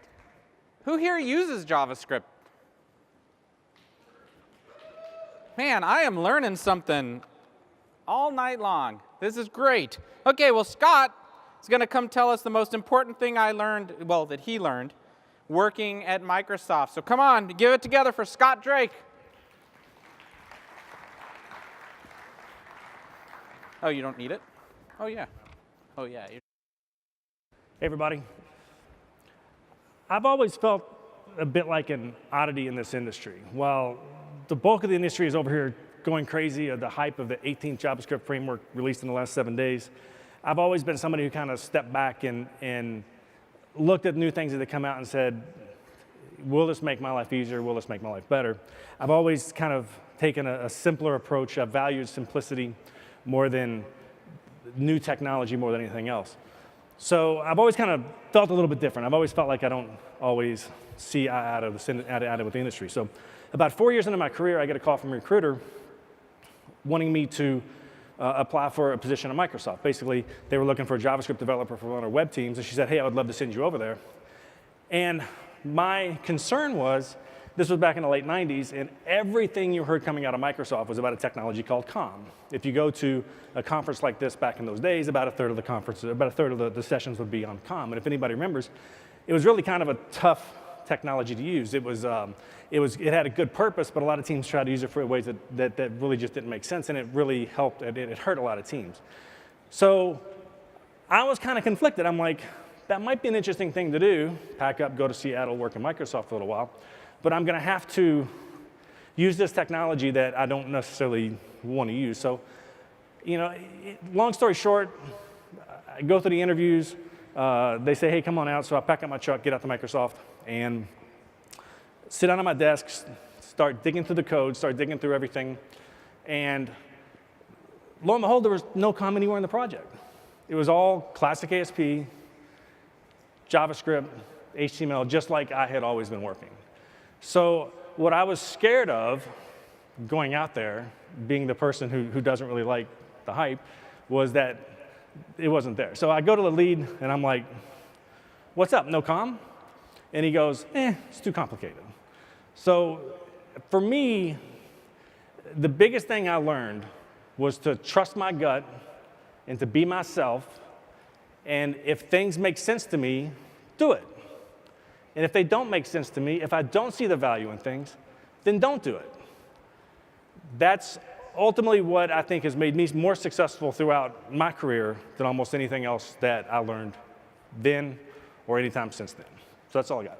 Thank you. I'm going to be short. Thanks. Oh, grab the clicker. All right. I wish comm was still a thing. I enjoyed doing a lot of comm work back in the day. Okay. Heather Wild's going to come talk to us about, I hope it's what I think it is, but I'm eager. Give it up for Heather.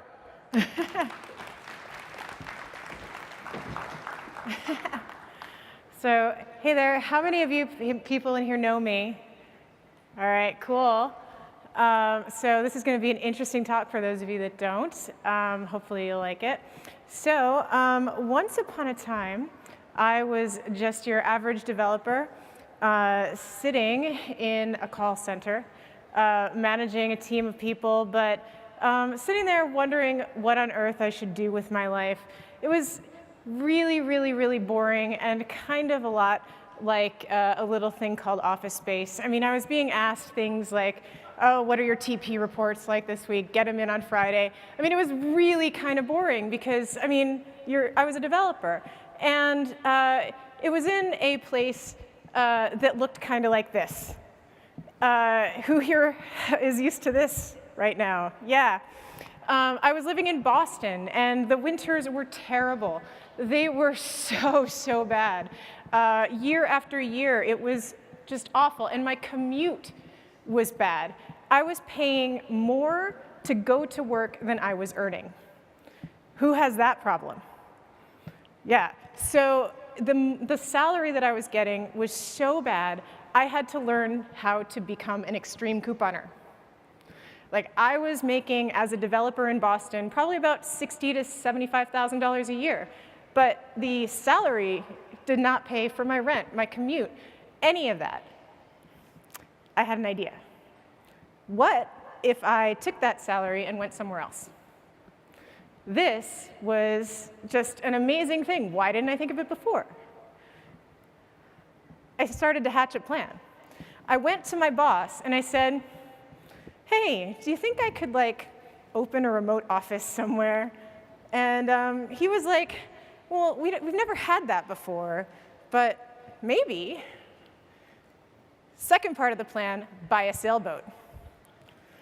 I started looking at sailboats in California because it's as far away from Boston as I could get. And I found one pretty quickly. And 3 months after I'd started at the company, I moved to Mexico. Not just California. I got a sailboat and moved to Mexico on my boat. And I had a little bit of a problem because, if I'm going to be a remote worker, I had to make sure that, what do you need? Internet. Now, the Wi-Fi and internet, the Wi-Fi in Mexico was not the best. So I had to make sure that I had at least 3 forms of backup internet everywhere I went. So that meant that I had to have 2 forms of 3G. And unfortunately, a hurricane hit soon after I got to Mexico. A Category 5 hurricane, the first they'd had in years. And I went down right away. So I managed to work out expectations with my boss at Evernote. Right after managing Evernote, I called up and I was like, yeah, well, we're going to be offline for a couple weeks and we're not entirely sure when we're going to be back up again. But they were like, okay, it's fine, we'll handle it. Because I was managing the remote company from my boat in Mexico. But it was cool because I'd set up the infrastructure so that it could work that way. And most of the time I was handling my remote meetings from the boat with margaritas in my hand. This was super cool. My scrums were awesome every morning. I would just be sitting on the boat in the background, and the guys would be like, can you just go downstairs so we don't have to feel so depressed? Being remote was so amazing, and I didn't understand why. Unfortunately, I had to be in airports a lot, though, because sometimes I did have to go to the office.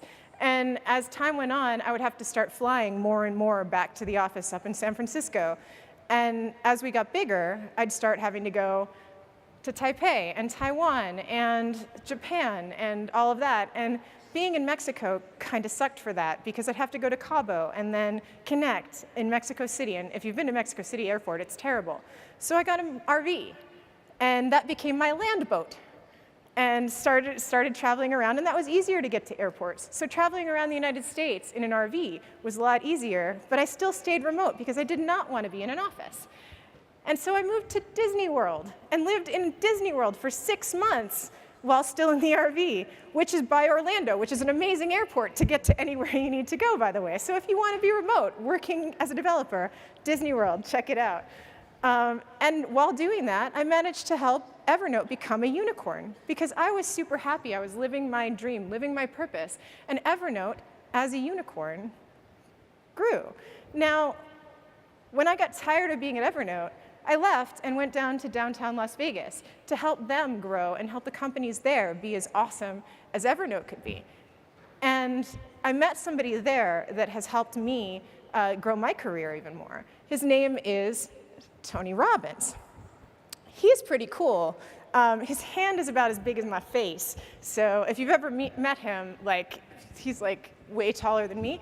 But he has taught me some really amazing things about how to make your dreams succeed and just keep going after what you want. And it's because of him that I actually became a TED speaker and organizer. So anyone that wants to talk to me about that after this, feel free and come up. Now, where do I want to go through next?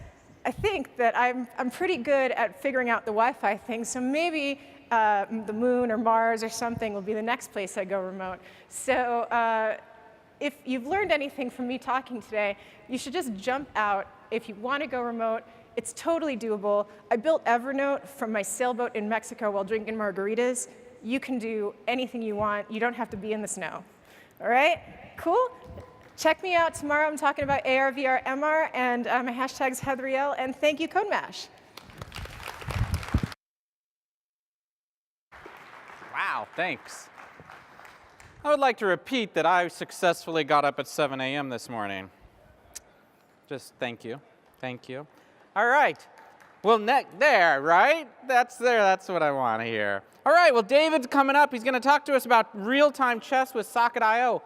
Chess is still a thing? That never gets old. Never gets old. All right, well, give it up for David Washington. Thank you. I love chess. I play almost constantly, mostly with my brother-in-law, this guy Todd. Can you refresh that page for me? This guy Todd. And we play chess with friends. Anyone play chess with friends on their phone? It's slow. It's a really slow game. Like, you make a move, and it takes a couple of seconds or even a minute for your move to process. But if you've ever been to Washington Square Park in New York City, or you've been to one of the chess halls, you actually can see that chess is an exciting thing. It's actually fun, and it's something that is more like a sport than, wow, my slides are advancing. I took a risk in how I was going to do these slides. They're advancing independently. Yeah, here's my brother-in-law. I play a lot of chess with him. I win almost every time, but I still enjoy playing. So when I was playing chess with my brother-in-law, I'm like, hey, how do I actually make this fun and exciting on my phone, as exciting as it is when you're in the chess halls, right? So I'm like, yeah, I need to make a real-time chess app. I never made a chess game before. I've never made a real-time chess app before, so I cracked open my favorite code editor, Visual Studio Code, cracked out Node.js. Anyone use Node.js? Great. And then I did the Node.js thing, the JavaScript thing, right? I'm like, oh, I need to figure out some algorithms for how you compute a valid chess move. I need to design some UI. No, you don't do that in JavaScript. I found a library for a chessboard UI, and then I found another library for the chess logic, and I put them together. And then I had a chess game. Yay! Right? Like do the JavaScript thing. Put the two modules together. So getting a chess game was relatively easy, but I wanted it to be a real-time multiplayer chess game. So I did some searching around, and I found Socket.io.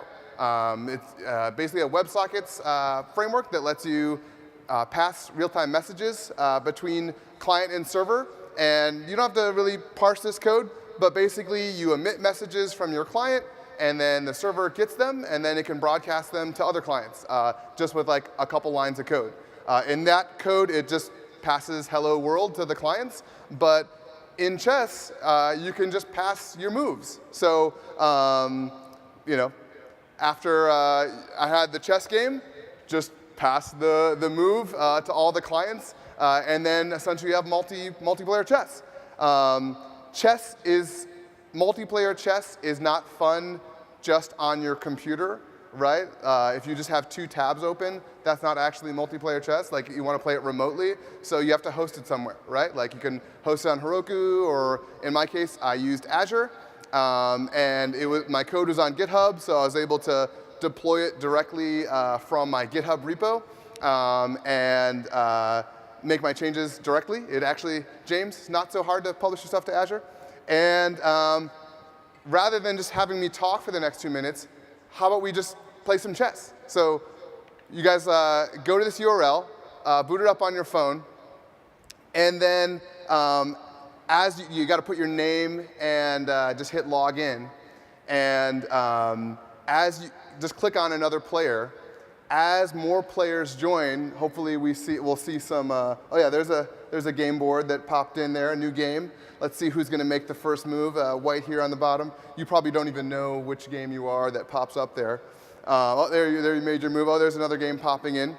But the idea, as you guys start playing this chess game, and as these start popping up on the screen, we kind of start to get the feeling of these chess halls, right? We kind of have our virtual Washington Square Park where you actually have these real-time games that are happening, and instantly those moves are showing up in real time. So anyone in the room here could go and build this in a matter of hours.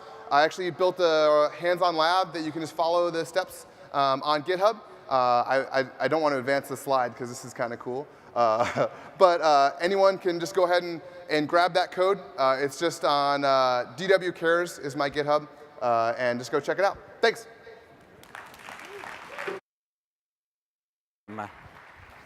Great. How many of you ever seen Jen Marsman speak before?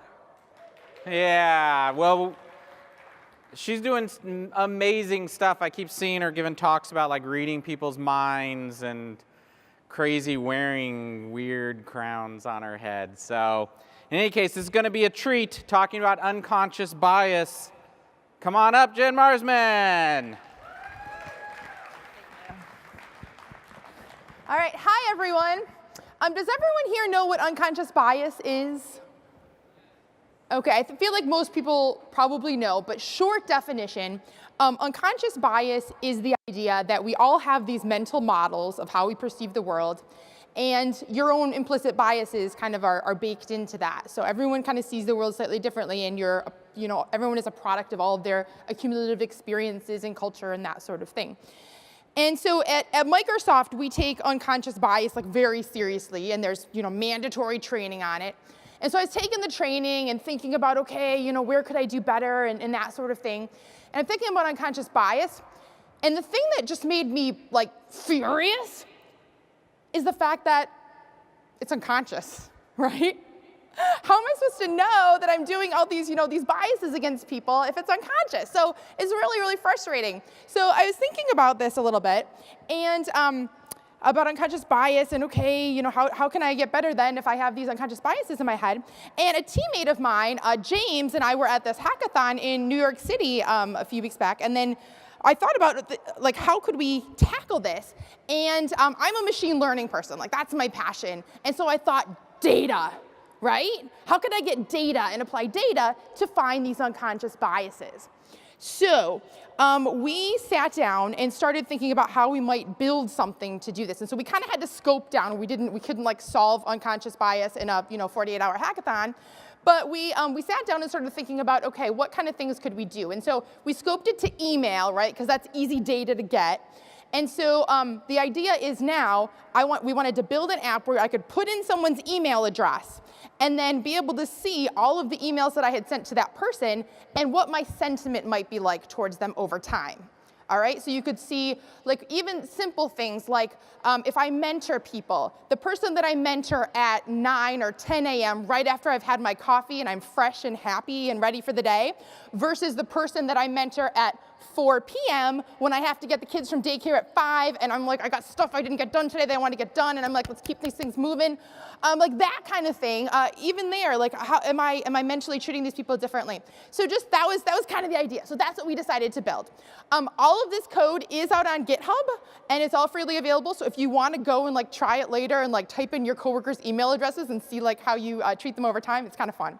So let's check it out. I wanted to just demo it for you live here, but Corey made me do slides because he's lame. So I just had to do screenshots instead. So here's what it looks like. Everyone who has ever seen any of my talks knows that I absolutely suck at UI, so I'm sorry. But it's on GitHub, so if you don't like the UI, just pull request. I'll accept it. Go ahead, fix it. So what I had is a little unconscious bias thing. You have a little intro paragraph that's really kind of ugly, and then you just type in an email address. So this is the email address of the person whose bias I want to check. So maybe I want to check my bias against Corey Haynes here. So I put in Corey Haynes' email address, and I click the little button next to it. And then what happens under the next is that it pops up an auth box. And I didn't have to write that piece of UI myself. Under the covers, I was using the Microsoft Office Graph. And so that enables you to work with grab emails, parse emails out of an Exchange server or multiple other things. And so I was just calling one of their auth calls that's like baked in. And then this is where it wants me to authenticate to my email, because it wants me to grab, I'm going into my email account to grab all of my messages to Corey, for example. So I type in my own credentials, so my username and password to access my email account. It takes that data, sends it up, and then it's kind of a pain to configure the first time. So the configuration is a little bit gnarly, but then the code is dead simple. So I just wrote this graphclient.me, which grabs your own personal part of the org, and then my messages, and then I made a request. I was saying I want all the messages that are to a certain person, and that's where the Corey Haynes or whatever email address that was on the first screen gets filled in. And then you can select the unique body. This is actually kind of cool. So when you're having an email conversation with someone, like I might say something and then Corey might reply and then I might say something, and then back and forth and back and forth. But I only want to get the stuff that's me to Corey. So what that unique body does is it only parses out the very top header. So it's only the text that I sent to him last. So I'm not going to get like Corey's thoughts interjected in there too. So that's kind of neat. And then it just calls asynchronously. All right, and so that happens behind the scenes. So it calls the Office graph, gets the emails, brings them back, only grabs that unique part that's at the top, so you're not getting like a whole reply chain back and forth.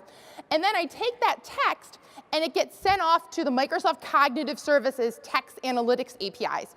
And part of the text analytics API contains sentiment analysis. So I do some sentiment analysis, and it gets plotted over time. Again, we threw in the chart kind of in the last hour of the hackathon, so it's really, really ugly right now. But again, it can be fixed. And so what we do is we calculate, we grab, I think, the last 10 emails by default. So then you can see what's your average positivity. So this is how positive versus how negative you are. You grab your average positivity over the last 10 emails. And then if you see that you have kind of a negative response to someone, you can actually reduce or see, okay, I want to try to do better, and you can see how you're tracking over time. So if the trend is upward, that's great. So if you would like to play with this yourself, feel free to download it. I have a blog post explanation and a link to the source code at aka.ms/whackbias. Thanks a lot. All right, thanks. Yay, 90% positive. All right, that is wonderful. Up next, Kevin is going to talk to us about one of the most important things of this day and age, because I know I do this all the time. So give it up for Kevin Leung.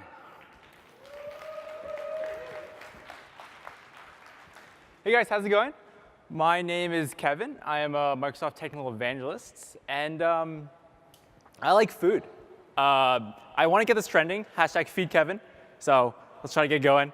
A little bit about myself. Let's get into it. Also, before we do that, who's new to CodeMash? First time here? Anyone? It's my first time too. Awesome people, awesome sessions. Can't wait to meet more of you. Step by the booth, say hi. I don't bite. And feed me, bring me food. All right, a little bit about myself. I graduated college. It's a good step in the right direction. Yes. 2016, awesome. Engineering. I found a job. Also a good step in the right direction. Moved to a new city, moved to Chicago from New York. So not bad, good city, nice. I got off my parents' insurance. So I guess I'm technically an adult, I think, at this point. And I guess the next step for me to do is start a new job, you know, contribute to society and be good. So I think I'm an adult, right? I can't do everything. Raise your hand if you have ever been in a supermarket or grocery store and wandered aimlessly around. Like, have no clue what to eat for dinner, no clue to feed your family, your significant other, just completely lost. I get lost in the aisles. I can't do it. Like, it just, I go to Chipotle. I literally go to the grocery store, I grab a cart, think about it for a second, too hard, walk out, go down the street, I go to grocery. I go to Chipotle. I go there so much that the girls know my name. So if you ever go to Chicago, ask for Kevin, it's that Asian guy that always eats here. Oh, before I get this funny story, how I found that out is I got my girlfriend to come to Chicago. It was a nice visit. She got in late. We're like, oh, let's go to Chipotle. Let's get some food. Walk into Chipotle. All three girls behind the counter. Hey, Kevin, how's it going? Nice to see you here. And then my girlfriend just gave me like this death glare of like, why do they know you? And she turned to me and says, they better give us some double chicken for free. And we did. We got it. Okay, so that's the problem. How do we solve it? Anyone used chatbots before? Chat as a platform? Awesome. So check it out. Awesome. Great to aggregate some data and information to the users. So I built a chatbot. It's called Fridge Chatbot. If you want to check it out real time, go to aka.ms/fridgechatbot. Want to try it out? So we say, hey, how's it going, Fridge Chatbot? What can you do? What can you do for me? Well, you can give me a list of ingredients that you have or want to cook with, and I can give you some recipes. Simple enough, no thinking, does it all for me. Awesome. So let's give it some, steak, mushrooms, eggs, flour, sugar, bacon. Awesome. We can edit the list, stores it real time, has a nice memory. So here we go, steak, mushrooms, eggs, and bacon. What can we cook tonight? I'm not going to pronounce that, I'm going to butcher it. Beef and mushroom pie. I literally tried it in the supermarket. It wasn't great. Turned into a stew. But that's awesome. I'm in the supermarket. I have this thing I want to cook. How do I get it? It can send me back a list of ingredients in aisle order so you're not running around zigzagging around the grocery store. And it tells you what you have and what you need to get. Saves me a lot of time. Awesome. So that's just a little bit. Definitely check it out. Fridge Chatbot. Saves me a bunch of time. I just wanted to leave you a few notes and a few things. Hacking is fun. Find something in your everyday life that you just want to solve. For me, it's I love food. I want to know what I want to eat. I don't want to think about it, so I made a chatbot. And you should do the same thing for you. If it's a problem for you, it's a problem for someone else. Usefulness, you have to use it. If you're going to use it, I guarantee you everyone else is going to use it. So don't think too complex. Just start simple and hack on it. Another thing, if you're going to hack, try a new technology. Something you've never done before. Make it a learning journey. If you haven't tried bots, try it out. Super simple. It's also really easy. Yes, I actually used it in the grocery store before, and no, it didn't taste good. My next feature is judging by reviews, so I'll do that. Fridge Chatbot 2.0, looking into the future. I have this special beta tester, and I gave it to her. We tried it out, and this is what she did. I like to be able to send a grocery list to other people via text, so I can stay at home, look what's on my fridge, find a recipe, and let someone else buy the ingredients for me. Keep in mind, it's Chicago, -10 degrees. My girlfriend's my beta tester, so that feature's soon to come. And that's about it. Nice, short, and simple. Try out chatbots and hack, have fun. Thanks, Liz. Thanks. Yay, Chicago. I love it, so typical. You say, what's in my fridge? And it's like, oh, you have steak, mushrooms, and eggs. You're like, what can I make? And it says, oh, here's this beautiful pie. And you say, what ingredients do I need? And there's like 40. And it's like, oh, you might be missing a few ingredients. That's always how it is. Anyways, coming up towards the end, we've saved some of the best for last. Justine Kochi's going to talk to us about rating people in television shows. Here we go. Hi, everyone. So I'm Justine. And when I'm not traveling, CodeMash, this is my first time, super fun. When I'm not hacking, I really love to watch TV. Who likes TV out there? Yeah, TV's pretty great. So I love watching TV, but I have a problem. I am one of those very committed, dedicated TV watchers. If I start a show, I need to finish the entire series. And I'm not talking one season, I'm talking like 7-season shows. So I want to make sure when I start this show that the show is worthy of all of this time I'm going to invest when I watch it. So I really love TV, so I'm going to have to look at some reviews, right? I need to see what show is new, what's cool, what should I check out. But there's a problem with online reviews. If you've ever read reviews of anything, you know they're not always reliable. Maybe it's from one person's opinion, and you read it and you think, oh, this is what the world must think, but no, it's just that one person. Maybe, you know, it's a really good show, but nobody's talking about it. So how do I fix this? How do I make reviews more reliable? So I decided to make my own TV show review website. This is up on Azure. If you go to this link, it's whatnottowatch.azurewebsites.net, so feel free to check it out. This is an ASP.NET Core MVC application, and I'm going to talk to you more about how I built this. So I was thinking, you can browse reviews. This looks on the surface a lot like your average TV show review website. You can search what reviews are already there. You can sort them by genre, by rating, by title. But this isn't really good enough for me. I wanted to add something cool, something to make my review site stand out. So I decided, what is the hardest part about writing a review? It's coming up with a rating, right? I love TV, and I think about a show, and I can talk about it for hours, but when you have to boil down a TV show that you dedicated 7 seasons to into one number, that's really painful, right? Maybe it's not a good show, but you love the character, and you don't want to give it a 3, but it really is a 3 show. So I thought, okay, I'm going to fix this problem. I'm going to take all the emotion out of it. So when you write your review, we're going to send that review up to Microsoft Cognitive Services, and we're going to use the Text Analytics API for sentiment analysis, similar to Jennifer used in her application earlier. And we're going to get a number. This is a rating. It's much more reliable rating, right? It's not somebody putting their own emotion and their own thoughts into this rating. This is kind of standardized across all users. But there's a problem with this, too. Sometimes you get a rating for a show, and you feel like that's not really the right number, that's not really what I wanted. Maybe I wasn't enthusiastic enough when I wrote this review, but I do really love the show. So I thought, how can I convey this to all of my users? And I wanted to implement a voting system. So you can vote on all of the reviews that are there, but I want my website to be credible, right? I want all of the reviews to be great. I don't want to leave up reviews that everybody's voted and said that they hate this review. So I created, if your review gets -5 votes, then it'll be kicked off. So this is to help keep everyone honest. And again, you can go whatnottowatch.azurewebsites.net. I want to have a quick disclaimer. This is an open website, so not all of the reviews reflect my own personal TV show preferences, but feel free to add your own and vote on what you think is cool.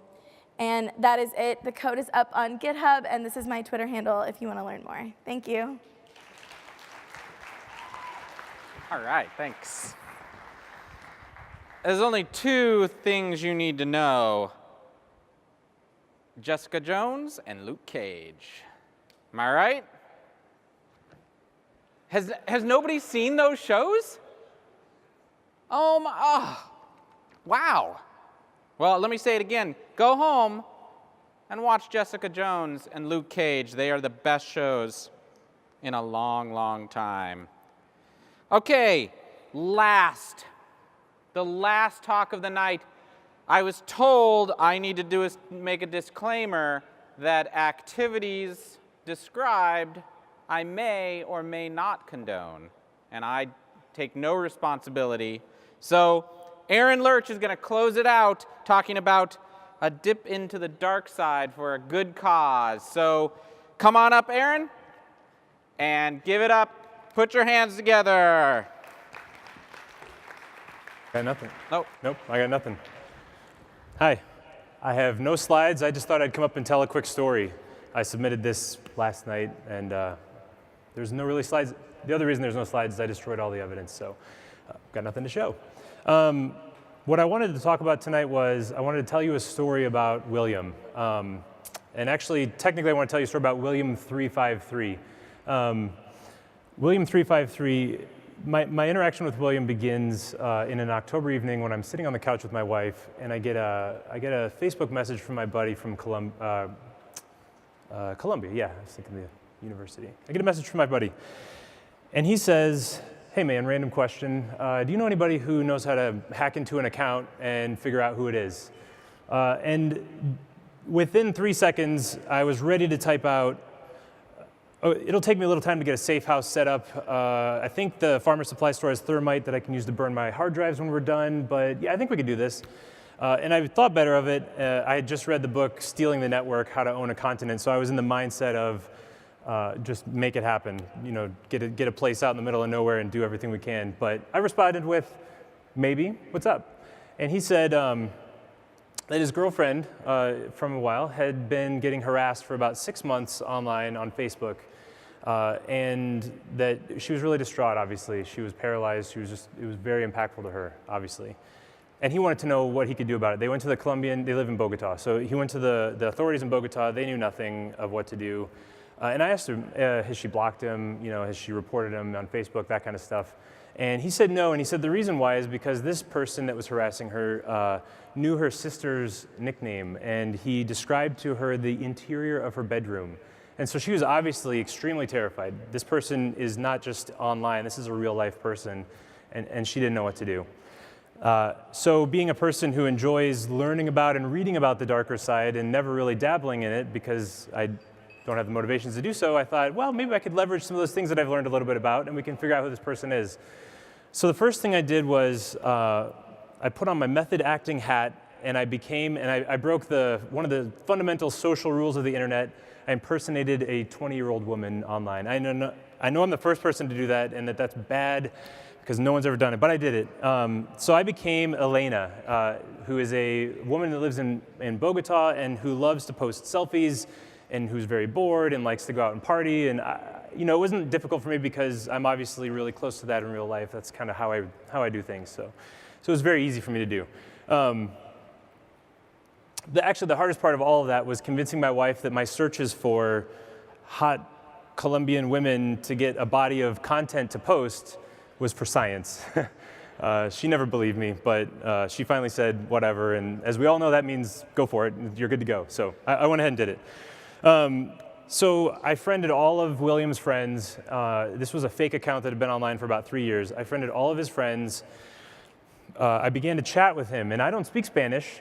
He only speaks Spanish, and so my buddy was helping me translate. So I would just send him messages like, "Hey, how do I say you're looking good," or "I'm feeling, you know, I feel like I want to party tonight," and just he'd send me back some stuff, and I would copy and paste it in, and I would hope that he was not trolling me.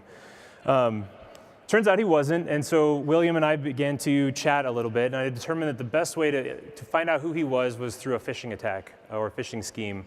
And so the first thing I did was go buy a burner phone because I've always wanted to have a burner phone, and so I went and bought one. I didn't even know if I needed one. I ran to the bank, I got some cash. I almost went out of state to Target, and then I was like, no, okay, no one's actually going to track the purchases back that far. So I went to Target, I bought a prepaid Visa gift card, and I bought a pay-as-you-go phone. And my wife was like, "How much money are you spending? What is it?" Whatever. Again, good to go. I was ready to go. And so I created just a simple app that I threw up on Heroku, and I registered a domain name, fotosprivados.com, which is going to raise a Series A pretty soon. It's for sharing private photos.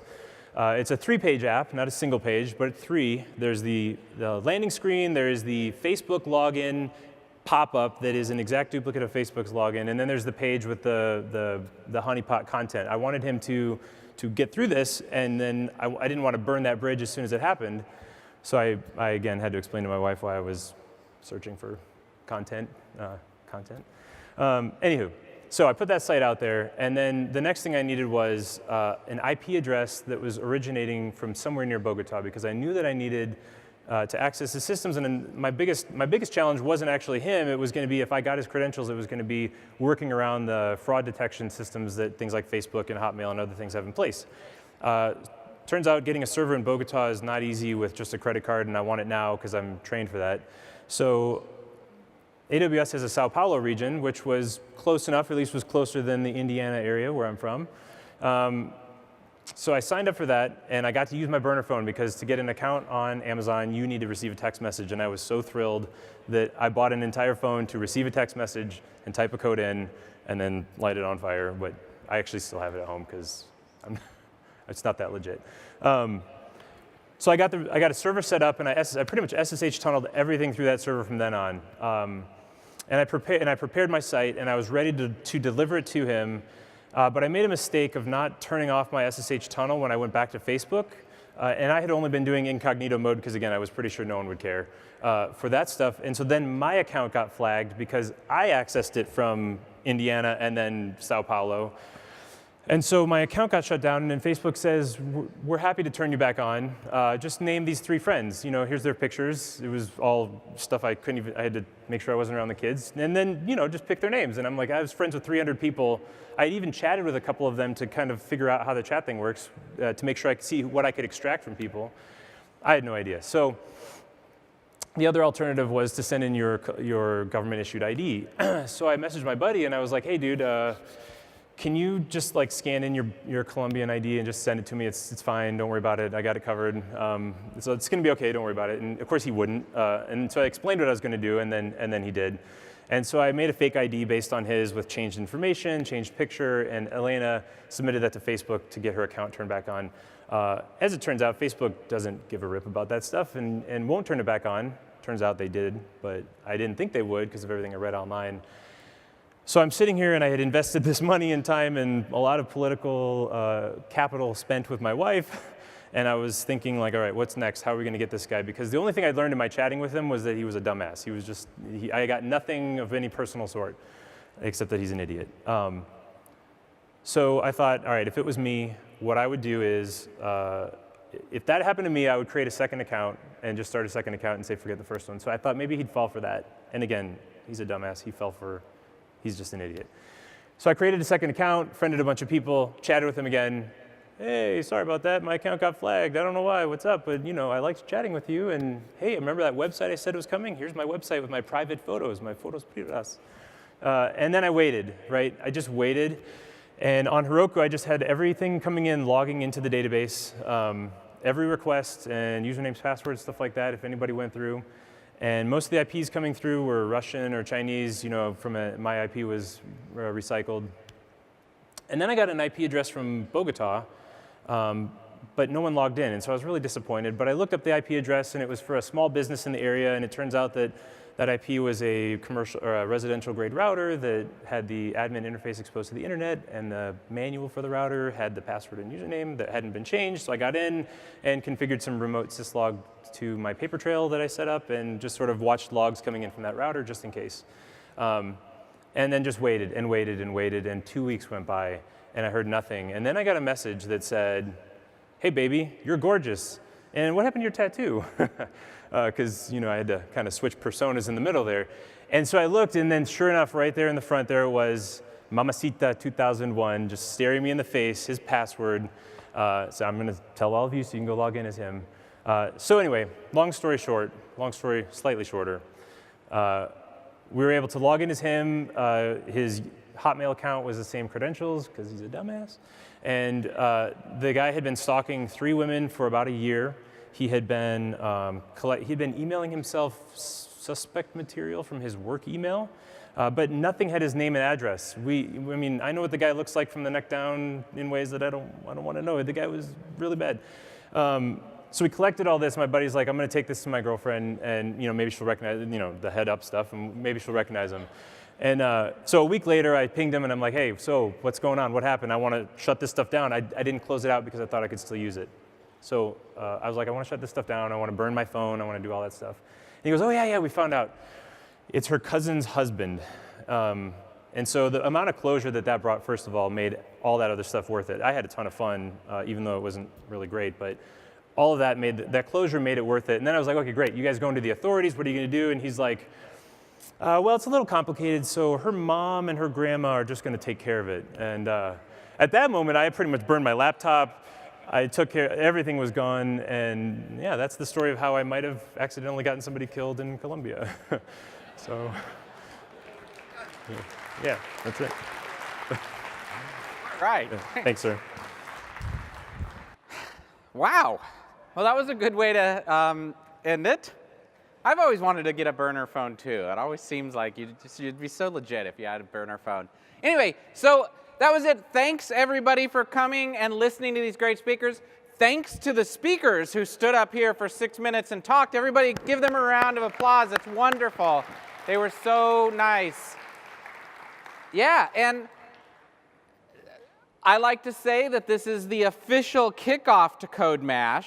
So have a great conference. I mean, we've got some great talks, so go out. There's apparently a party going on out there. I'm a little sad nobody brought me a drink, but there's next year. Go out, have a good time, enjoy CodeMash, and thanks a lot for coming. And before we go, one last thing. Give it up for Melinda for drawing this whole thing, standing here for 2 hours drawing for us. All right, enjoy. All right, thanks so much.